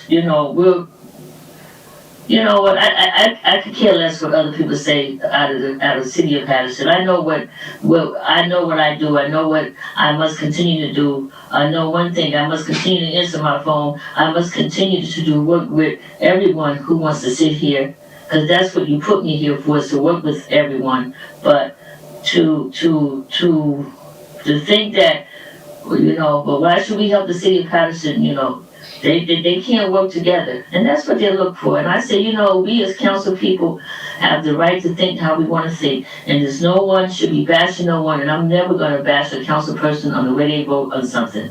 So with that being said, I think that we need to get past this, because there's too many other things that we got to get done. Thank you, Councilwoman. And our final comment, before my final comment, so we can go to public portion, is Councilman Khalid. He has not, Councilman Khalid. Thank you, Council President. I don't know why some of my council colleagues are so surprised. We've been in this council for years. This mayor had pushed no confidence on prior administration, prior mayors as well. So this is, I don't see it is out of ordinary. Some of the yes member of the council will say what the mayor want them to say. I would like to get a response from the mayor of all this, why are we bringing this no confidence vote in this council? I'd like to get a response from all the points that we pointed out on this resolution. This resolution speaks for itself. The mayor is dancing around every day in front of our news media, giving those nice quotes. He's the one giving black eyes to the city of Paterson. Look at those elections happen, past election happen. And look at all the quotes he made on the newspaper. He's the one put mud in the city of Paterson, not the city council, because he had the connection with people. He's the one put people, families, in jeopardy. He's the one behind everything. Everybody knows that. People are not blind out there. People understand what's going on.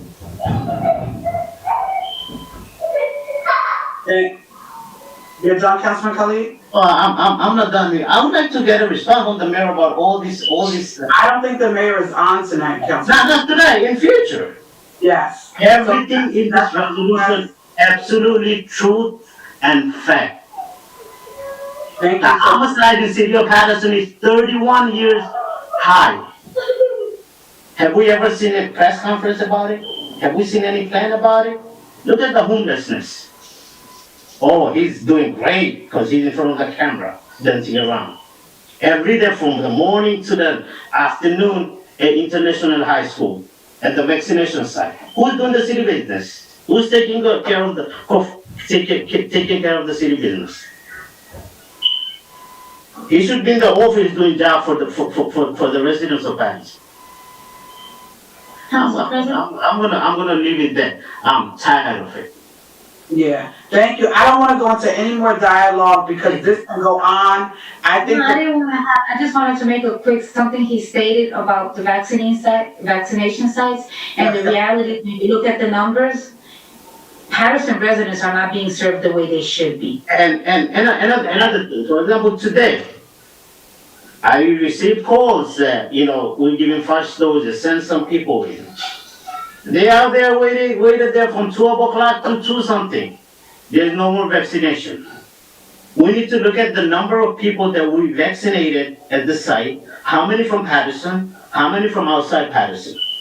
We need to look at the data, and from now on, maybe we could, if we receive the 700 vaccine, probably we could give 300 to outsider and 400 for residents of Paterson. I'm receiving phone calls every day. Councilman, can you make an appointment? Can you make an appointment? I made an appointment online. Nobody calling me back. What is going on? We need to see a clear plan. So for definitely the morale of Health and Human Services, come on, this is their job. They should do their job right. We're giving them everything they want. Thank you, Councilman. That's all. I'm sorry for getting a little emotional here. It's okay. I barely hear you speak, so I gave you extra time because you never talk. So, thank Council you. President. Councilman Jackson, can we just move on? It's going on regular. Next week, we can have. Very good, Council President. Point of order. The rules of debate allow for debate for all council members to have at least two opportunities to speak, and that way it minimizes the necessity to debate during regular meetings.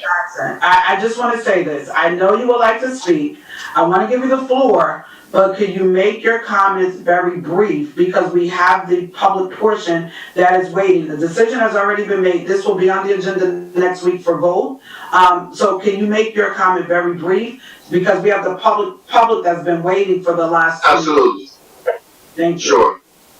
Sure. So just for a point of clarity, I think I heard frustration from from 2 council colleagues with regard to the performance of the Health and Human Services.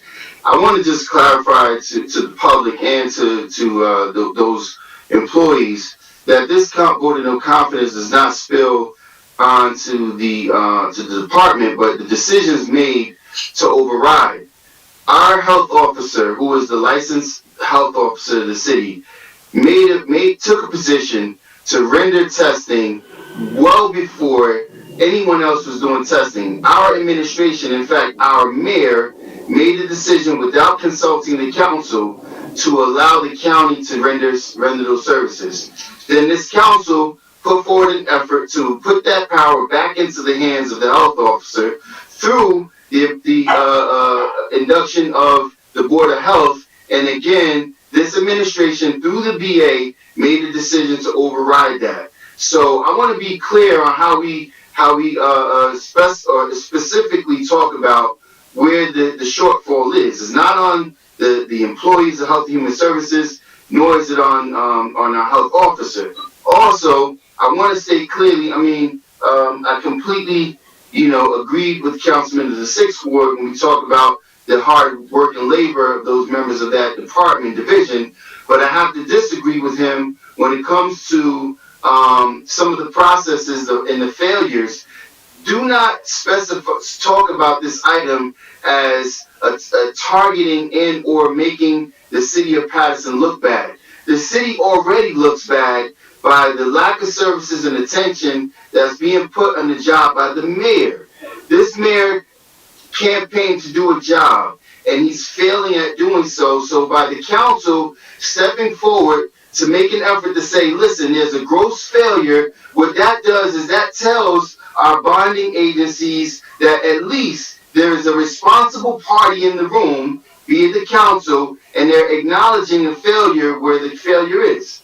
And I would, in closing, Council President, I would as well be so inclined not to be as harsh on the administration if the first ward was getting third-party contracts, clearing streets during the snowstorm as well, instead of my constituents still weeks after deal with these issues when I'm getting phone calls from various members of the 1st, the 4th, and 5th ward saying, well, why is the 6th ward so clear?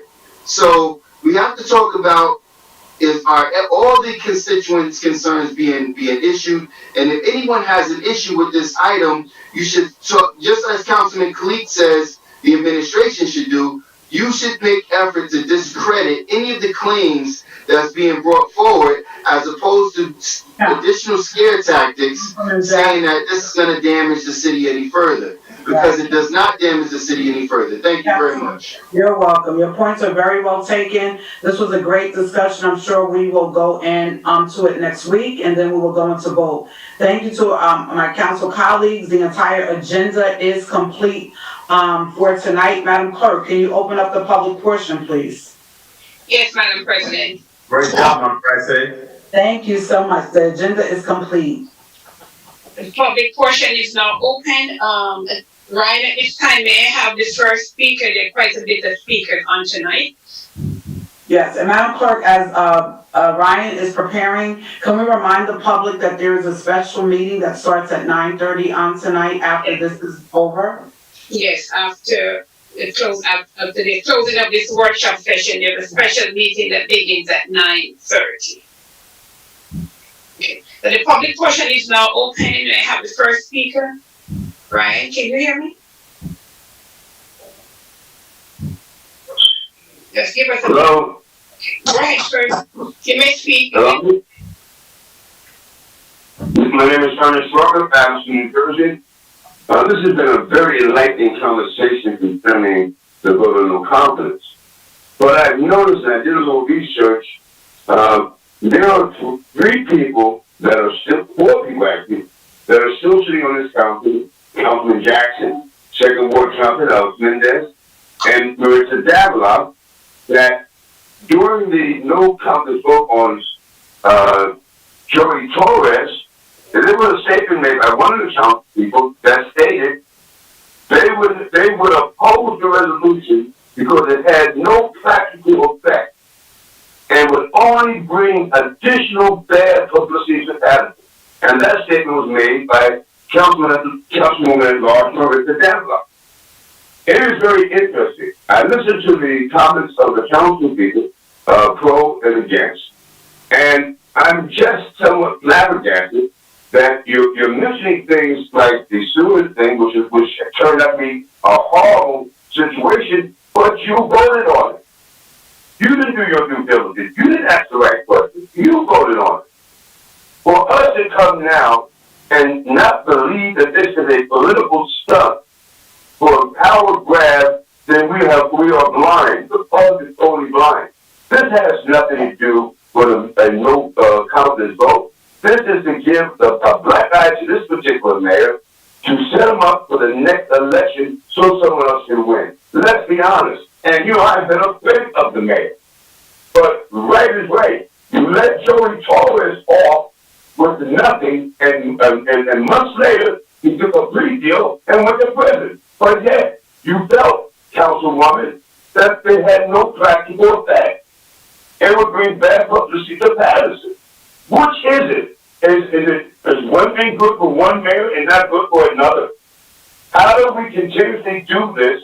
And we are watching you. We see what you're doing. You're consolidating right now to grab power. And this is one of your ways to grab that power. Let's be honest with each other. If we want to be truthful, this council, as you call it, has been more embarrassing than the mayor. The fighting, the arguing, constantly. We see that as well. If we're going to do a vote of no confidence, it should have taken place on Mayor Joey Torres. Why didn't it? Because your political alliance with the Mayor, Joey Torres. Your connection to Joey Torres. So we need to stop the BS and start acting like adults. You can't have one statement, one mayor, and now have a different statement for this mayor. I don't believe that you guys, especially the four of you, have any right intentions in this vote of no confidence. Thank you. Next speaker, Madam Clerk. Yes, Madam President. May I have the next, speaker? Good evening. I'm calling on behalf of my family and to express our concerns about the recent police brutality events that took place in Paterson. I'm concerned because I have a son myself, and how can I make sure that my son is going to come home to me safe if the people who are hired to protect us are out here harming us? It just doesn't make sense. I demand that these police officers are fired and can no longer work in law enforcement. Madam DA, as the speakers are speaking, please take note of the speakers so that there can be a response made. I think this, the response needs to come from the mayor for these conversations, because there has not been any response from the mayor as it relates to any of these incidents to date. So I'm not looking for a response from the administration. The mayor needs to do a response for these situations in regards to the issues pertaining to police. Next speaker, Madam Clerk. Madam President and honorable council members, just for your information, these are all recorded messages, so we have about 16 of them lined up, so that we are in the process now. That was the first one. So Brian, maybe you can put through the other person. Thank you. Hi, this is Elizabeth Valverde. I'm calling to leave a message for tonight's meeting regarding the young man who the video came out that he had been assaulted by police officers.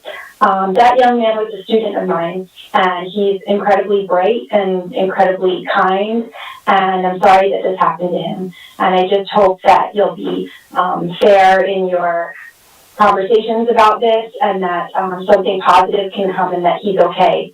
I'm grateful that you're taking the opportunity to call this meeting, and I also just want to really say how sad I am, and just seeing the images of it was really heartbreaking. But I do have hope, and one of the hopeful things that I've seen the city do lately has been the incredible generosity of folks putting food in the new community refrigerator that Billy and the BLM people have put out there. It's just really exciting to see positive things happening in the community. So I'm hoping for more positive things and less sad things. And that's all I have to say about that. Thank you. Thank you. Madam Clerk, you could just continue out all of the recordings, like one after the other.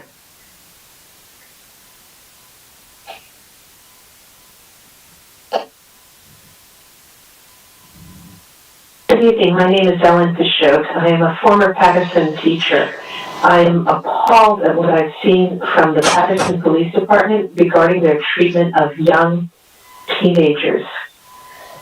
It's appalling that these men would do what they're doing to children. And the thought that some of my children that I taught for years would be subjected to this kind of, I can't even call it treatment or behavior, because it's inhumane from the police department is so bad, so sad, and so maddening. I'm afraid that these men have lost their humanity. And if that's the case, they need to get out of that job.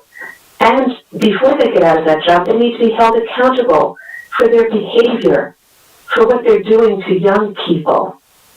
You're creating such a travesty of justice and such a very, very, very bad future, not only for yourselves, but especially for these young people who will never trust police officers, ever. And understandably, please, please, think about what you're doing. Put for this council, bring them to justice. Bring these children's stories to light and let these men be properly charged for their assault, for their, oh God, I can't even say it. Please, bring justice to this situation. Thank you.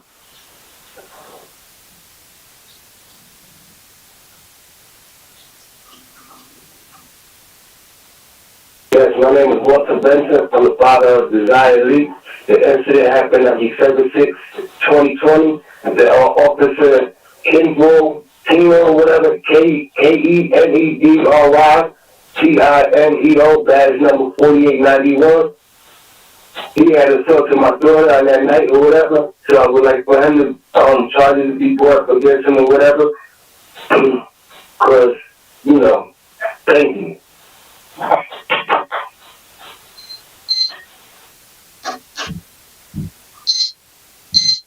Hi, my name is Charlotte, and I saw the pictures of those children that were abused by plainclothes police officers, which are essentially just random adults claiming to be police with no proof who decided to just beat up on black kids because they can get away with it, and brown and kids of color just because they can get away with it. The fact that there's been nothing done, the fact that they still have their jobs is obscene. It's why we think the police department should be defunded or refunded. Clearly, you guys have too much money and you don't know what to do with it. And the fact that it takes regular activists to sort of protect the children in the community when the police who are getting paid to do it won't do it is disgusting. I think you all should be fired. I think you should all lose your jobs. This is an embarrassment.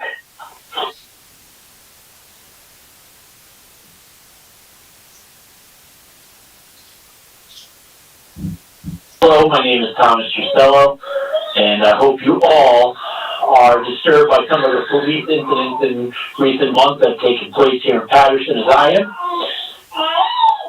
I believe it is mine and your obligation to demilitarize the police, change policing practice, and most importantly, fund state-run institutions that benefit the public.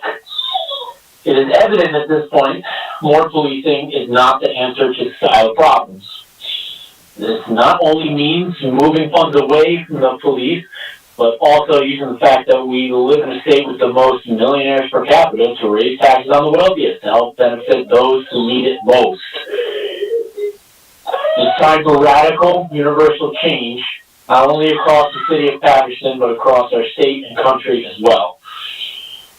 I encourage you to get the ball rolling by pulling all levers of power at your disposal to make the changes needed here in Paterson that would most positively impact the most citizens.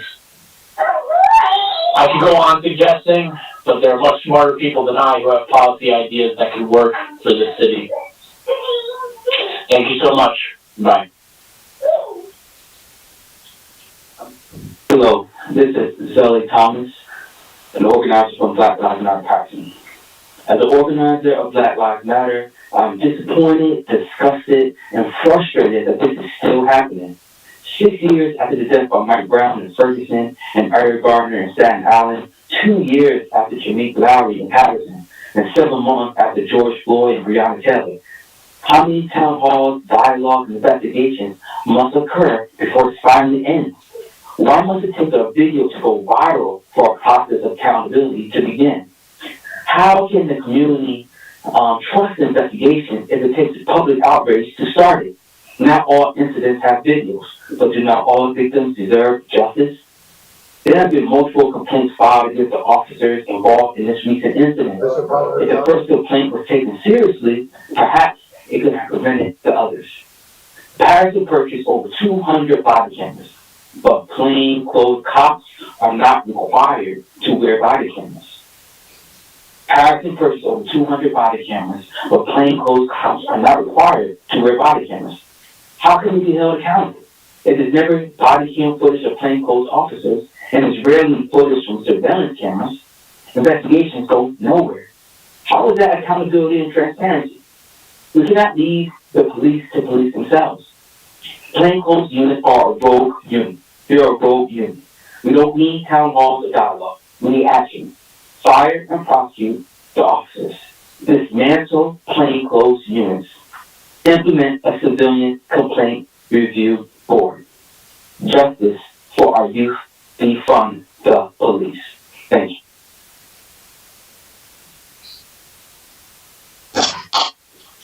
Hi, my name is Stella, and I am from New Jersey. I am a close resident to Paterson, and I am absolutely speechless at the fact that two police officers believe that they have the right to show or express any type of violence against anyone. Why? Where does this power trip come from? Screw all of this and make sure that you guys hold accountable those police officers that brutalize these people. How is it that you go to school for 6 months and become an officer, and people have to go to 6 years of school to become a lawyer, to practice the law? Correct yourselves. This is absolutely not okay. Not okay whatsoever, and we're not ever going to stop until...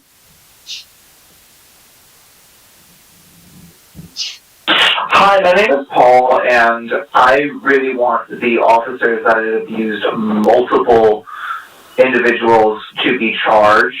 I don't want them to still be on active duty. There have been multiple, internal affairs complaints filed since December on these officers, and they're still on duty. I want them to be charged. I want them to be fired. I want Paterson to be a place where people can feel safe, and as it stands now, it is not. And these cops should be dealt with accordingly and appropriately. Love and light, and please do your job. Hi, my name is George DeGarza.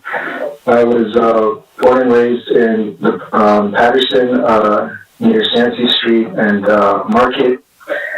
I'm just commenting today on the recent incidents by the two officers and on the assault, on the December assault of a teenager on Madison Ave.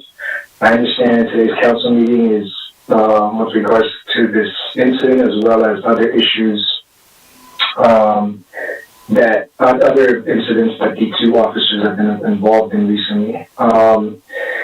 These two officers are not a reflection of two bad apples, but speak to larger structural issues within our police department. A police department that, as of 2020, has had 7 federal indictments, reflecting a structural problem within the police department, a problem that is not resolved by increasing its budget, but fundamentally transforming its identity, and as well as channeling these resources to much needed community efforts, such as access to resources, funding for after school programs, mental health resources, schooling, and other things and other projects that communities are putting together in order to respond to the shortcomings of the city government with regards to the pandemic, violent policing, racial profiling, and other issues. Paterson is on the cusp, is on the edge. These issues are going to spill over. Hopefully, our communities are on edge, or poor people and people of color have been facing, police violence and repression for quite some time.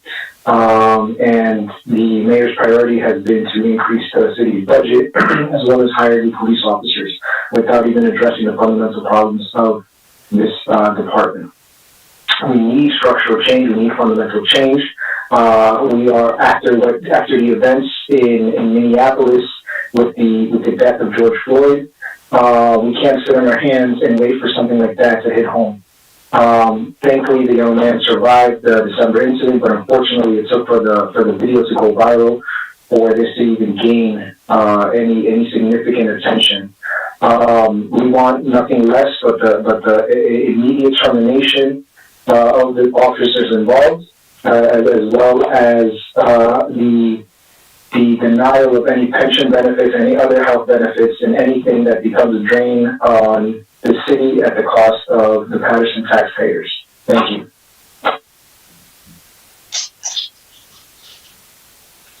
Hi, my name is Alicia, and I'm calling to find out what are the plans on all the illegal parking that's going on throughout Paterson. Thank you. Hi, my name is Justin Hines, and I'm calling about the repeated beating of people by the police.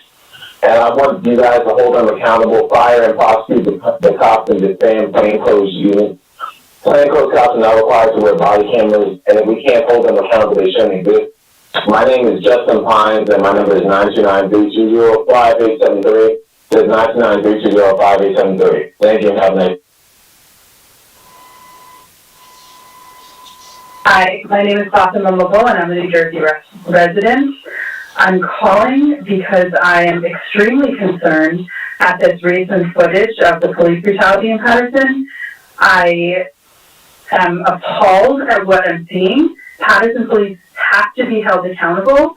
Plainclothes cops don't have to wear body cameras. It wasn't until the video went viral that are you now starting an investigation, even though the victims filed internal affairs reports. You need to fire and prosecute these cops. You need to disband plainclothes units. They aren't being held accountable. They should not exist. This is unacceptable. These were children attacked. It is your duty to do something about it.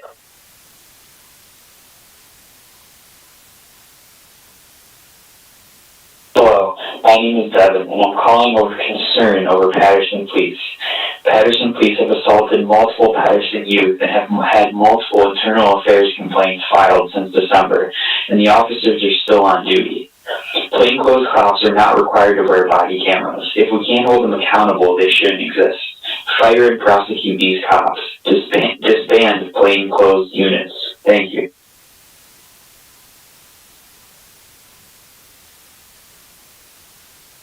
Hi, I'm calling to express my concern about the way the Paterson police have been assaulting the youth. They're still on the job. They have not been disciplined. And based on the falsified police report that we have seen, they're not even reporting things correctly. They need to be disciplined and off the force. Thank you. Hi, my name is Kavita Saha. I apologize, I botched the last message that I left. Anyway, I'm calling in regards to the assault, the November assault of Rodsworth Hernandez. I believe that Paterson Police Department can be a lot more transparent and accountable on this issue. If there's further footage of the assault, it needs to be released to the public. And the officers responsible need to be fired until the actual truth of the matter is resolved. Fired or at least put on Jesus. My name is Jessica. I'm a concerned New Jersey citizen calling in to talk about the Paterson Police. My name is Jessica. I'm a concerned New Jersey citizen calling in to talk about the Paterson police assaulting youth in Paterson, New Jersey. I find this utterly reprehensible, illegal, immoral activity, criminal activity. Plainclothes cops need to be held accountable for their actions. Disband plainclothes units. This is illegal and immoral. They need to be held accountable for their assault. Good evening, this is Jessica Garcia. I'm calling in regards to the concerns about recent police assaults on multiple youths in the community. It's very concerning and honestly scary that plainclothes cops are not required to wear body cameras. It makes me scared for my family out there, and please hold them accountable. Please do. Fire and prosecute the cops that are assaulting the youth and disband plainclothes units. Thank you.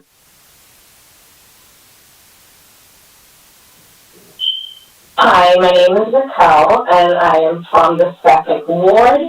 I would like to know when they are going to pick up the recycling. For the past month, even before the snow started, our recycling has not been picked up. It is piled up on the side of the house. And I would like to know when they're going to pick it up. We put it out there, it goes the whole night, and no one comes. And this has been happening from before the snow. It happened in the summer, and it happened in the beginning of the fall as well. I would like to know when they're going to set a set schedule that they actually pick it up the way they're supposed to. And street sweeping, one of it now. Address, Madam President, is the address.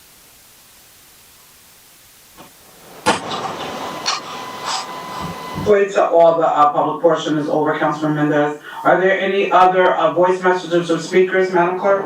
Yes, Ryan is working on them as he go along. Okay.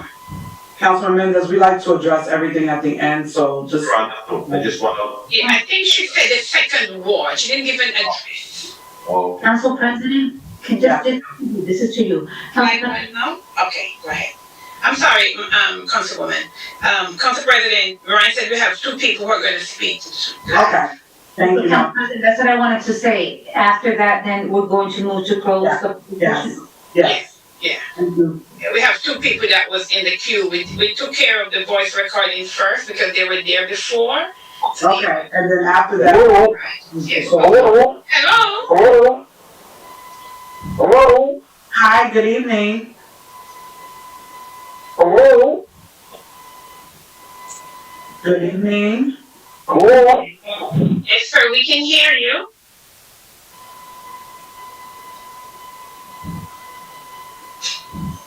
Okay, maybe we have a bit. Let's see what happened. Madam Clerk, can we go to the next speaker until we find out what happened with that Yes, speaker? I think Ryan is working on that. Yeah, he's going to take care of it. Yes, hi, good evening. My name is Junior Furman, 863 Madison Avenue, Paterson, New Jersey. Good evening. The reason that I'm calling on reference item number 18. I don't believe this is the right move for our city of Paterson. This is not going to benefit our city. It will not solve the issue that we all facing.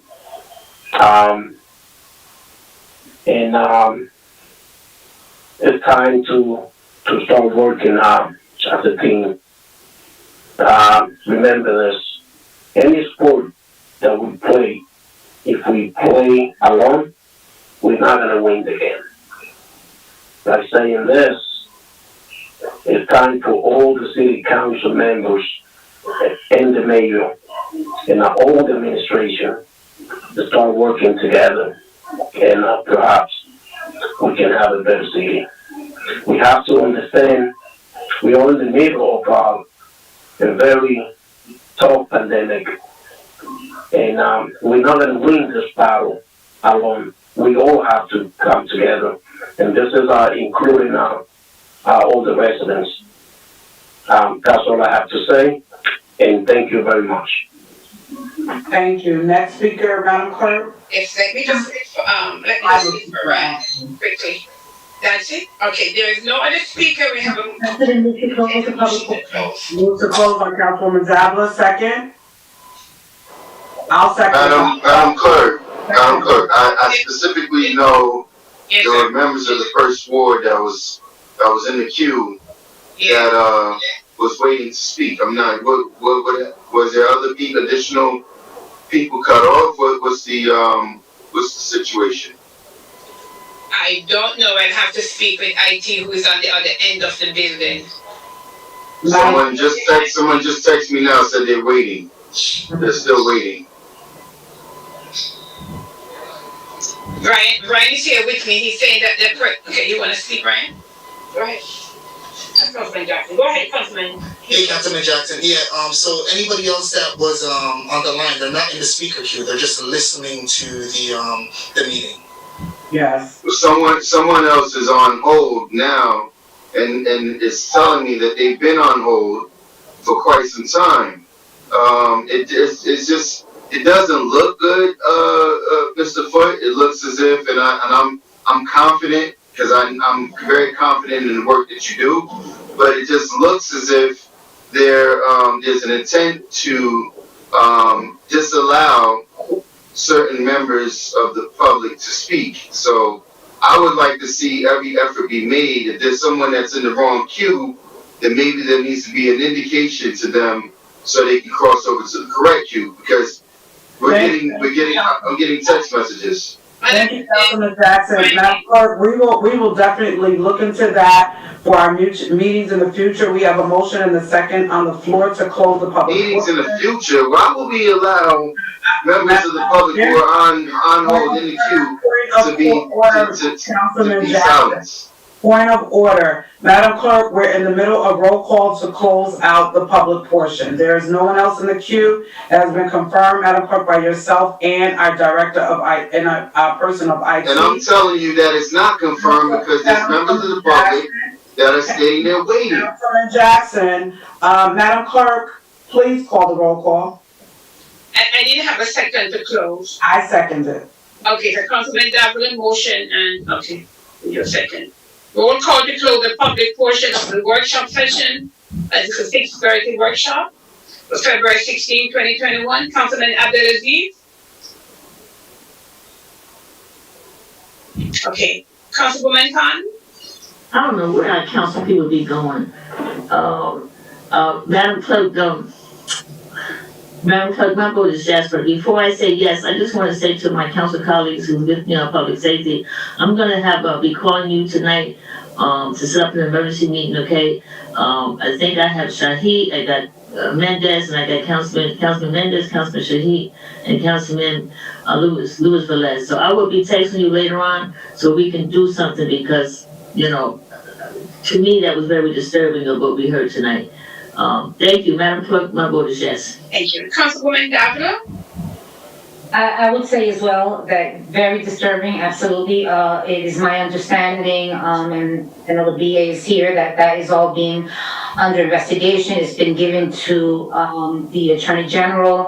It's being investigated through internal affairs. But I as well, we have to have all the facts in place, but I will stand with the community that this is unacceptable and we will no longer tolerate it. My vote is yes to close the public portion, Madam Clerk. Thank you. Councilman Jackson? Thank you, Madam Clerk. This entire practice, this fiasco, this charade, this circus is what's disappointing to me. I mean, we act as if those members of this council, this body, have not been here for decades as well and not witnessed the consistency. This is a common practice. This is a defunct department that has been doing things like this for the past, since I was a youth. I was unlawfully pulled out of vehicles and charged with frivolous charges because of the color of my skin, because of the condition of the circumstances at that moment. For us to sit here, the mere fact that you have council members with the audacity to make claims that a vote of no confidence is not warranted, and yet we have to hear an outcry from the public, a resounding outcry from the public, just for us to answer the fact that whether or not the way these young people were treated was unacceptable. That's what's unacceptable. The fact that a member of the public sat on hold for 40 minutes and there's a rush to close out. It's 9 o'clock. It's 9 o'clock. There's not even 30 minutes left until the next item is yet to be discussed. It's a race to finish the city business while members of the public's concerns are never being answered. We're playing a game. We're on a revolving table of watching the same thing happen each and every day. Watch members of this body, the electorate, campaign for change, and yet the same thing goes on each and every night. To the Speaker's testament, the Jameek Lowry case 2 years ago, of which the mayor decided to put barricades in front of City Hall and not allow the public's concerns to be addressed. When I had to go outside and tell the police department that this house belongs to the public and they will be let in. And while we still are trying to muffle the voices of the members of our public, it's sad. It's sad. Now, let me say this, because this is a matter of practice. This has been going on forever. This item, this issue needs to be addressed, and it does not need to be told to us, well, it's going before the Attorney General. The former chief made it his business. He came in and prosecuted what has never been seen before, 4 or 5 officers that were doing illegal activity on their shift, selling drugs out of their units, and we saw an effort to clean up the department. But yet, this administration felt that this person wasn't the person they wanted to see at the helm, because we'd rather celebrate the first this, the first that. But yet and still, we have young people being punched in the face without reason. There is no reason, I don't care what the circumstances are. Forces to be met with. The man on the video, he never posed a threat to these officers. And the mere fact that this video had to come out before there's any effort to take action, not only by the department, by the chief of police, by the director of public safety, but by this mayor. This mayor is failing the public. And I want to make sure I state that resoundingly. The fact that the multiple members of the public had to call in about this issue definitely talks to the fact of their concern about their issues not being addressed. And I'm extremely disappointed, Council President, that there was not a pause and an effort to find out if there were any members of the public that was left out. Because I have Mr. Davidson, who's been texting me for the past 40 minutes, when is the public portion going to open? He's texting me as you mandated for the meeting to be closed. He's on hold. He's been on hold for 40 minutes. Instead of giving him an opportunity to find out why I'm speaking, Council President. I'm speaking. You can address me. You can address me during your time. I'm speaking. You allow this. There's a certain thing called common practices. You allow. No. There is not a 2-minute limit. If you're not going to enforce the 2-minute limit to everyone else, you can't randomly pick and choose. When somebody talks against you, you let other people go. Okay, so I can talk as long as I need to because you allow everyone else to do the same.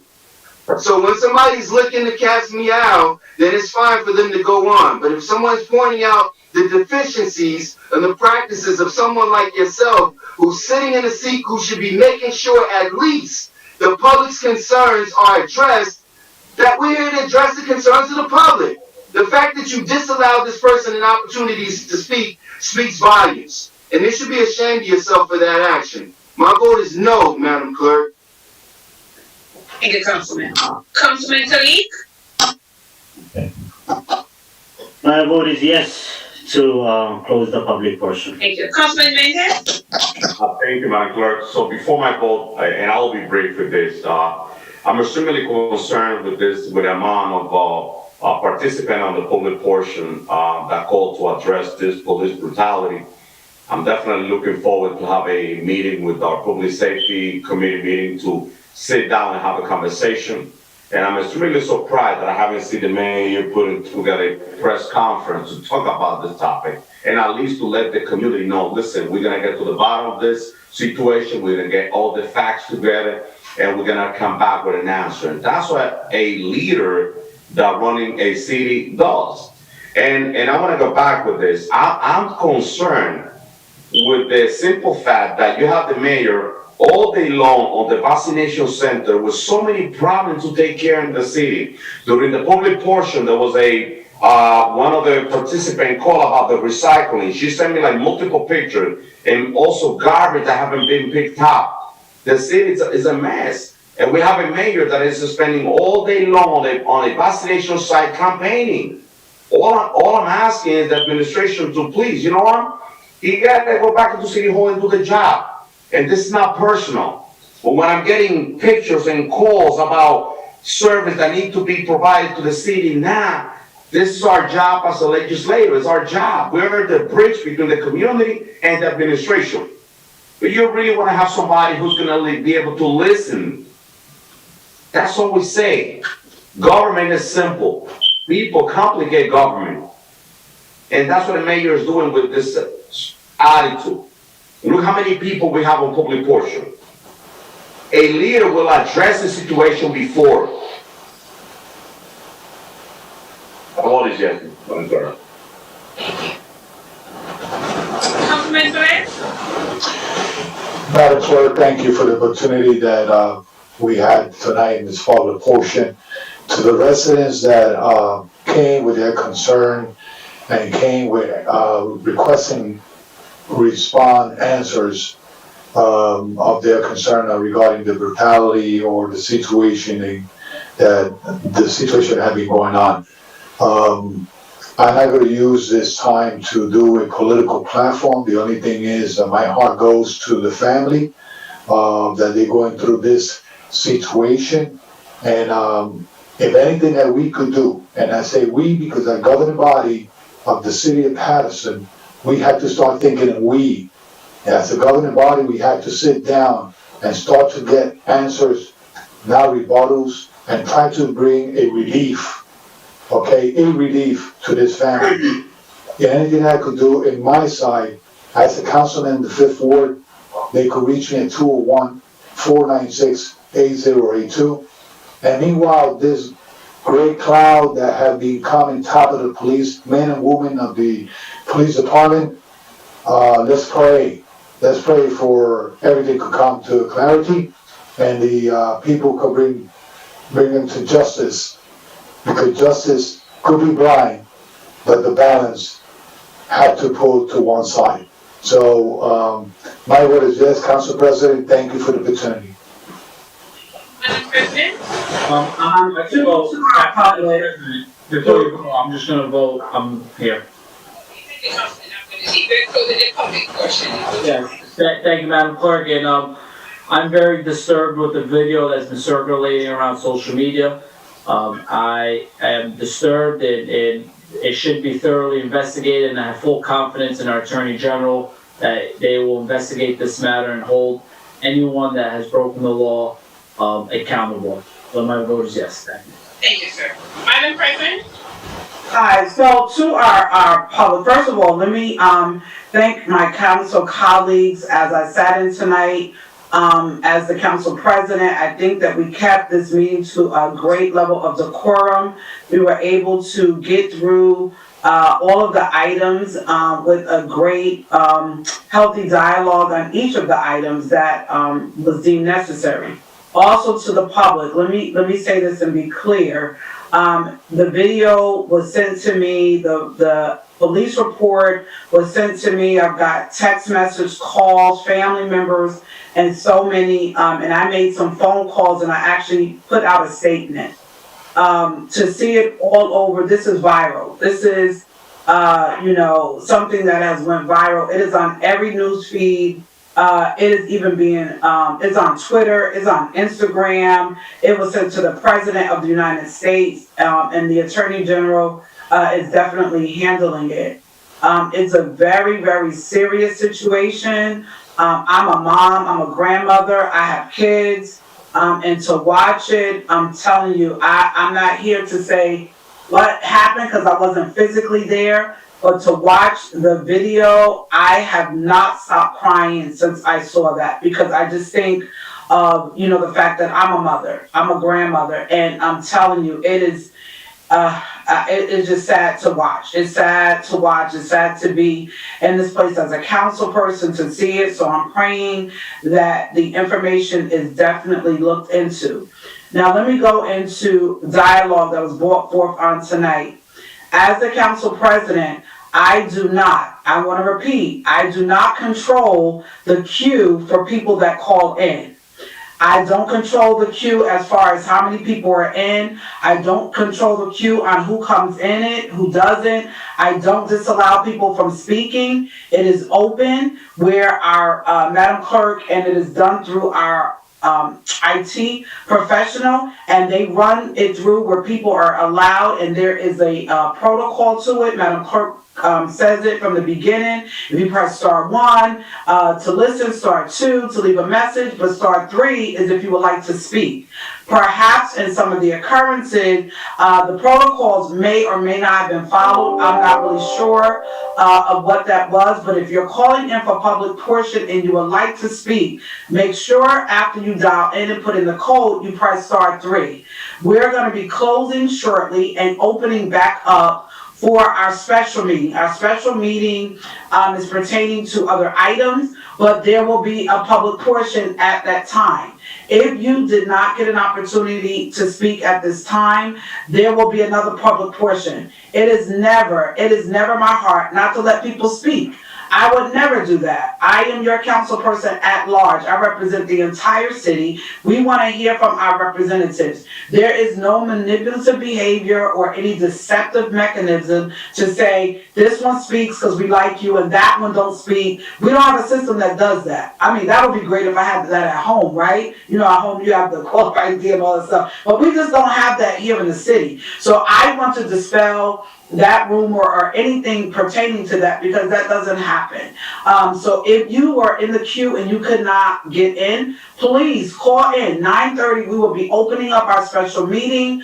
Press *3. Just remember that. Press *3, because there's some people in weeks past that were in the same position, and when I said to them *3, they were like, oh, I didn't do that. They were honest to tell me they didn't do it. So please do that in the next meeting. At this point, we're coming to a close of this meeting. There was a lot of great information. A lot of people had complaints. The mayor, I'm just putting to the mayor, there needs to be a statement made, even with the requests that were made for item number 18. There needs to be a response from that.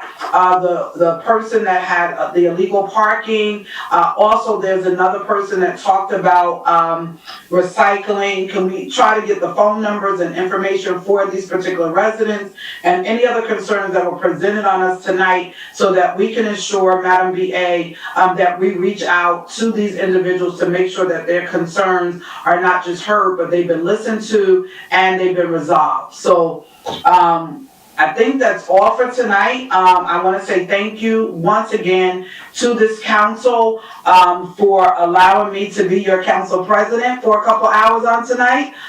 We got through a lot of stuff, and one of the things that I believe in wholeheartedly is respect. And we definitely have to operate in respecting each and every one of us. So I know that we have, the PBA was waiting, and I want to say to them, to PBA, as you're waiting in the queue, we're going to bring you into the Finance Committee meeting, have a discussion, and then we'll have a conversation at that time.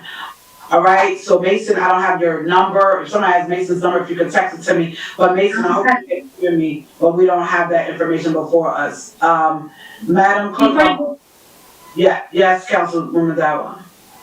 If maybe a suggestion is that maybe you can put forth that, I know our special meeting starts at 9:30, maybe you want to do the public portion, so maybe a few people who want to. It's going to be first. Maybe before. Okay, thank you. What we'll do, we will have it first. So the couple individuals and the one that texts me, you can call in. We will make sure it is the first item, because we have a lot of stuff to discuss in our special meeting. So we want to do that in the very beginning, so that we can do that, and then we can move forward into the voting business for the city. Madam Clerk, my vote is yes. Thank you so much, and please, public, special meeting starts at 9:30.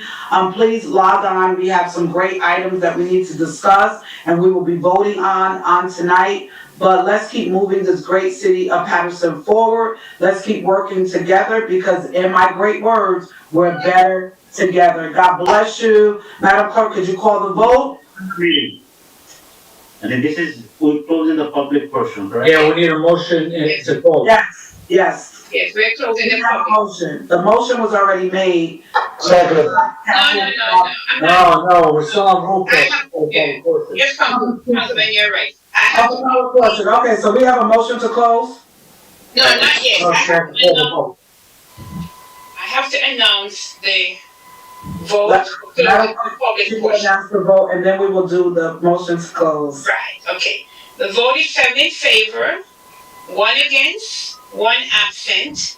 The public portion for the workshop session is now closed. Motion to close. By Councilwoman Davila, is there a second? Second. Second by Councilman Mendez, Councilman Cotton, Councilman Abdelaziz. Madam Clerk, roll call. Yes. Roll call to close the workshop session of February 16, 2021. Councilman Abdelaziz? Council President, you did an excellent job with this event. I had a lot of politically charged, heated debate, and I really do want to commend you for juggling all our concerns, our issues during some of these items. And I just wanted to let you people see from the outside of the yelling and screaming, but you did a great job handling it. You cannot solve every scenario, every situation from there, and you did a great job. So I commend you. My vote is yes. Thank you. Councilwoman Cotton? Thank you, Madam Clerk. Thank you, Madam Clerk. I just want to say to Council President, Dr. Lisa, man, you did an excellent job tonight. Man, I wish you was really going home for sure, but it's like not. Still gotta be here for a little bit of time, but to all those out there, I was just texting some of my colleagues of the public media. We will be meeting soon, but it's very disturbing. And we think about, we all got children, we all got families, and we all got relatives, we all got people out there, and you really don't want to see nothing happen to anyone. So, with that being said, and then there's so many things that my heart goes out to all our children. That is looking for something, that needs some help, whatever they can do. So, with that being said, my council colleagues, on my public safety, I will be sending you another text very soon. To you out there, Paterson, we still got another meeting come on. I hope you can stay tuned and watch us a little bit longer. But with that being said, my vote is yes. Thank you. Councilwoman Davila?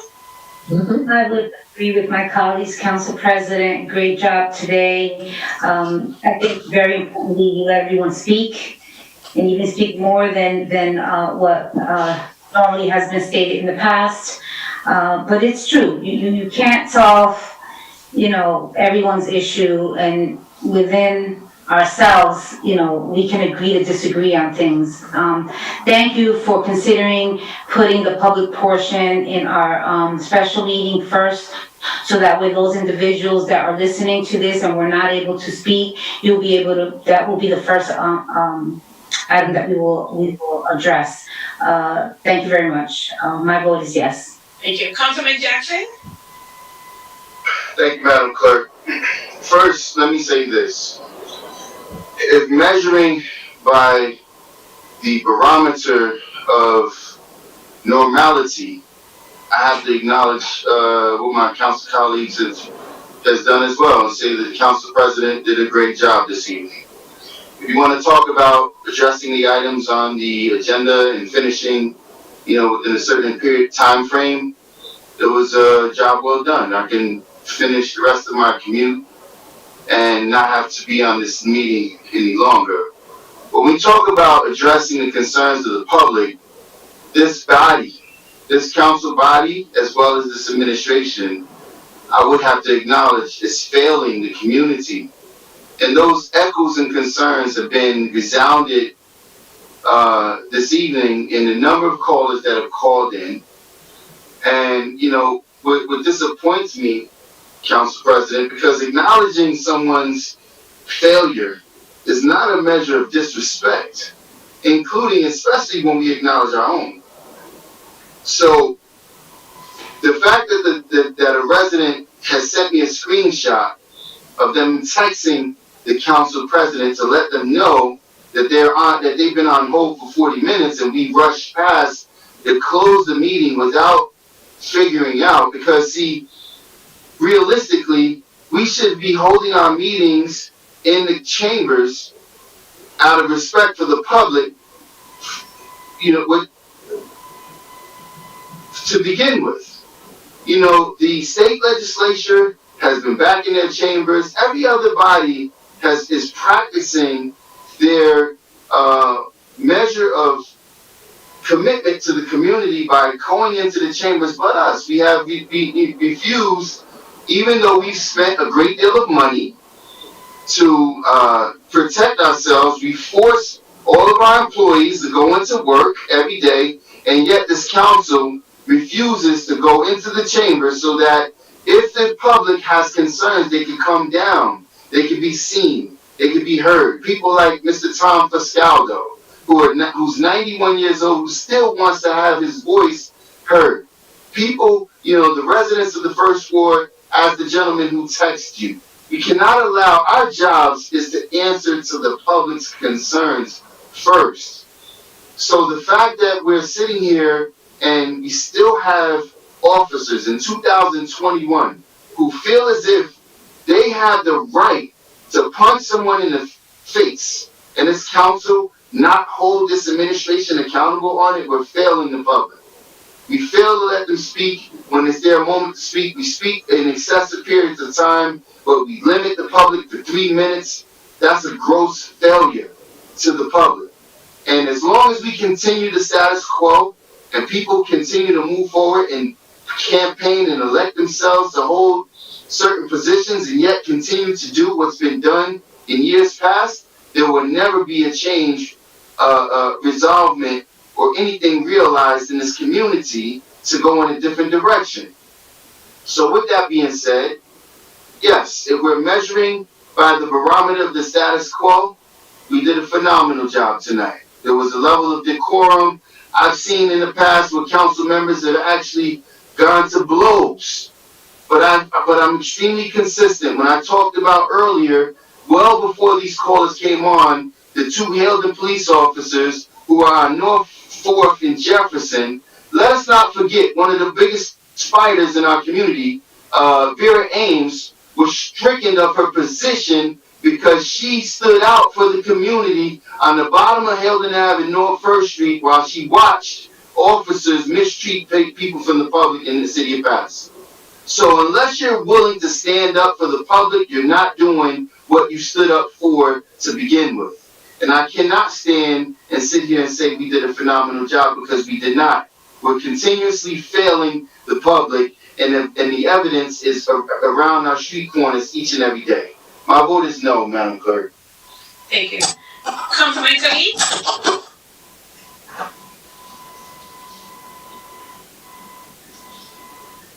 I don't see him, Madam Clerk. Okay. Councilman Mendez?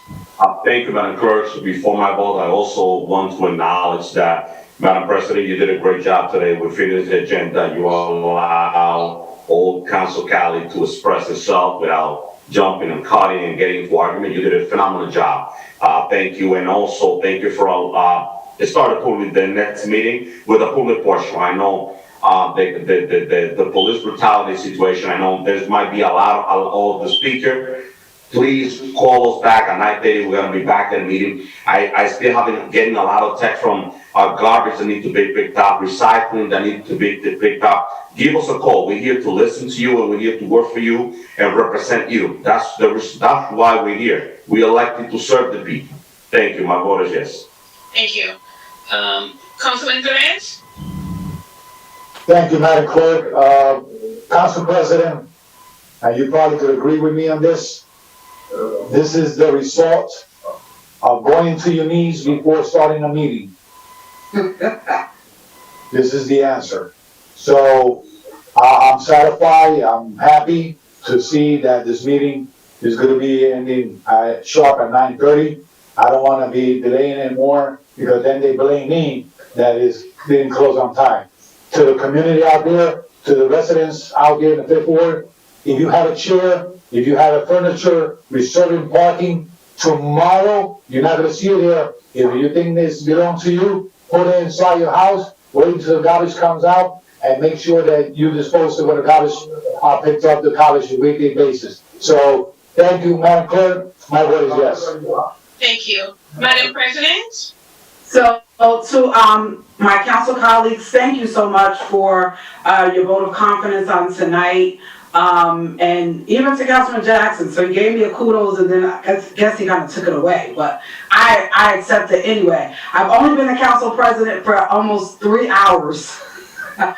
3 hours on tonight. So I'm not responsible for us not being in the chambers and none of that stuff. I'm sitting in tonight to be the leader of the council on tonight. I think tonight's meeting was well. It was just awesome. I think every council member was able to express their concern. There was great dialogue. We were open to discussion. So if items were not discussed, it was not because of myself. It was because no one wanted to say anything. Because we open it for discussion, and where there's none, we move into vote. But I just want to commend my council colleagues, and I think a few of you have said it, that this is not a walk in the park, because we're dealing with different personalities, of which I respect all of you. Councilman Velez, I think you're right. I always lay out in prayer before meetings and before anything, because I believe in operating in a place of peace, you know, because if you don't operate in peace, you will fall into pieces. And I believe when it comes to a lot of the issues and concerns that have been presented before us tonight, there's some serious things. There's some very serious concerns, and we have to take every concern seriously. We can't get personal or be offended by what people feel. Everyone has their right to their own opinion, and they have reasons why they feel the way they do.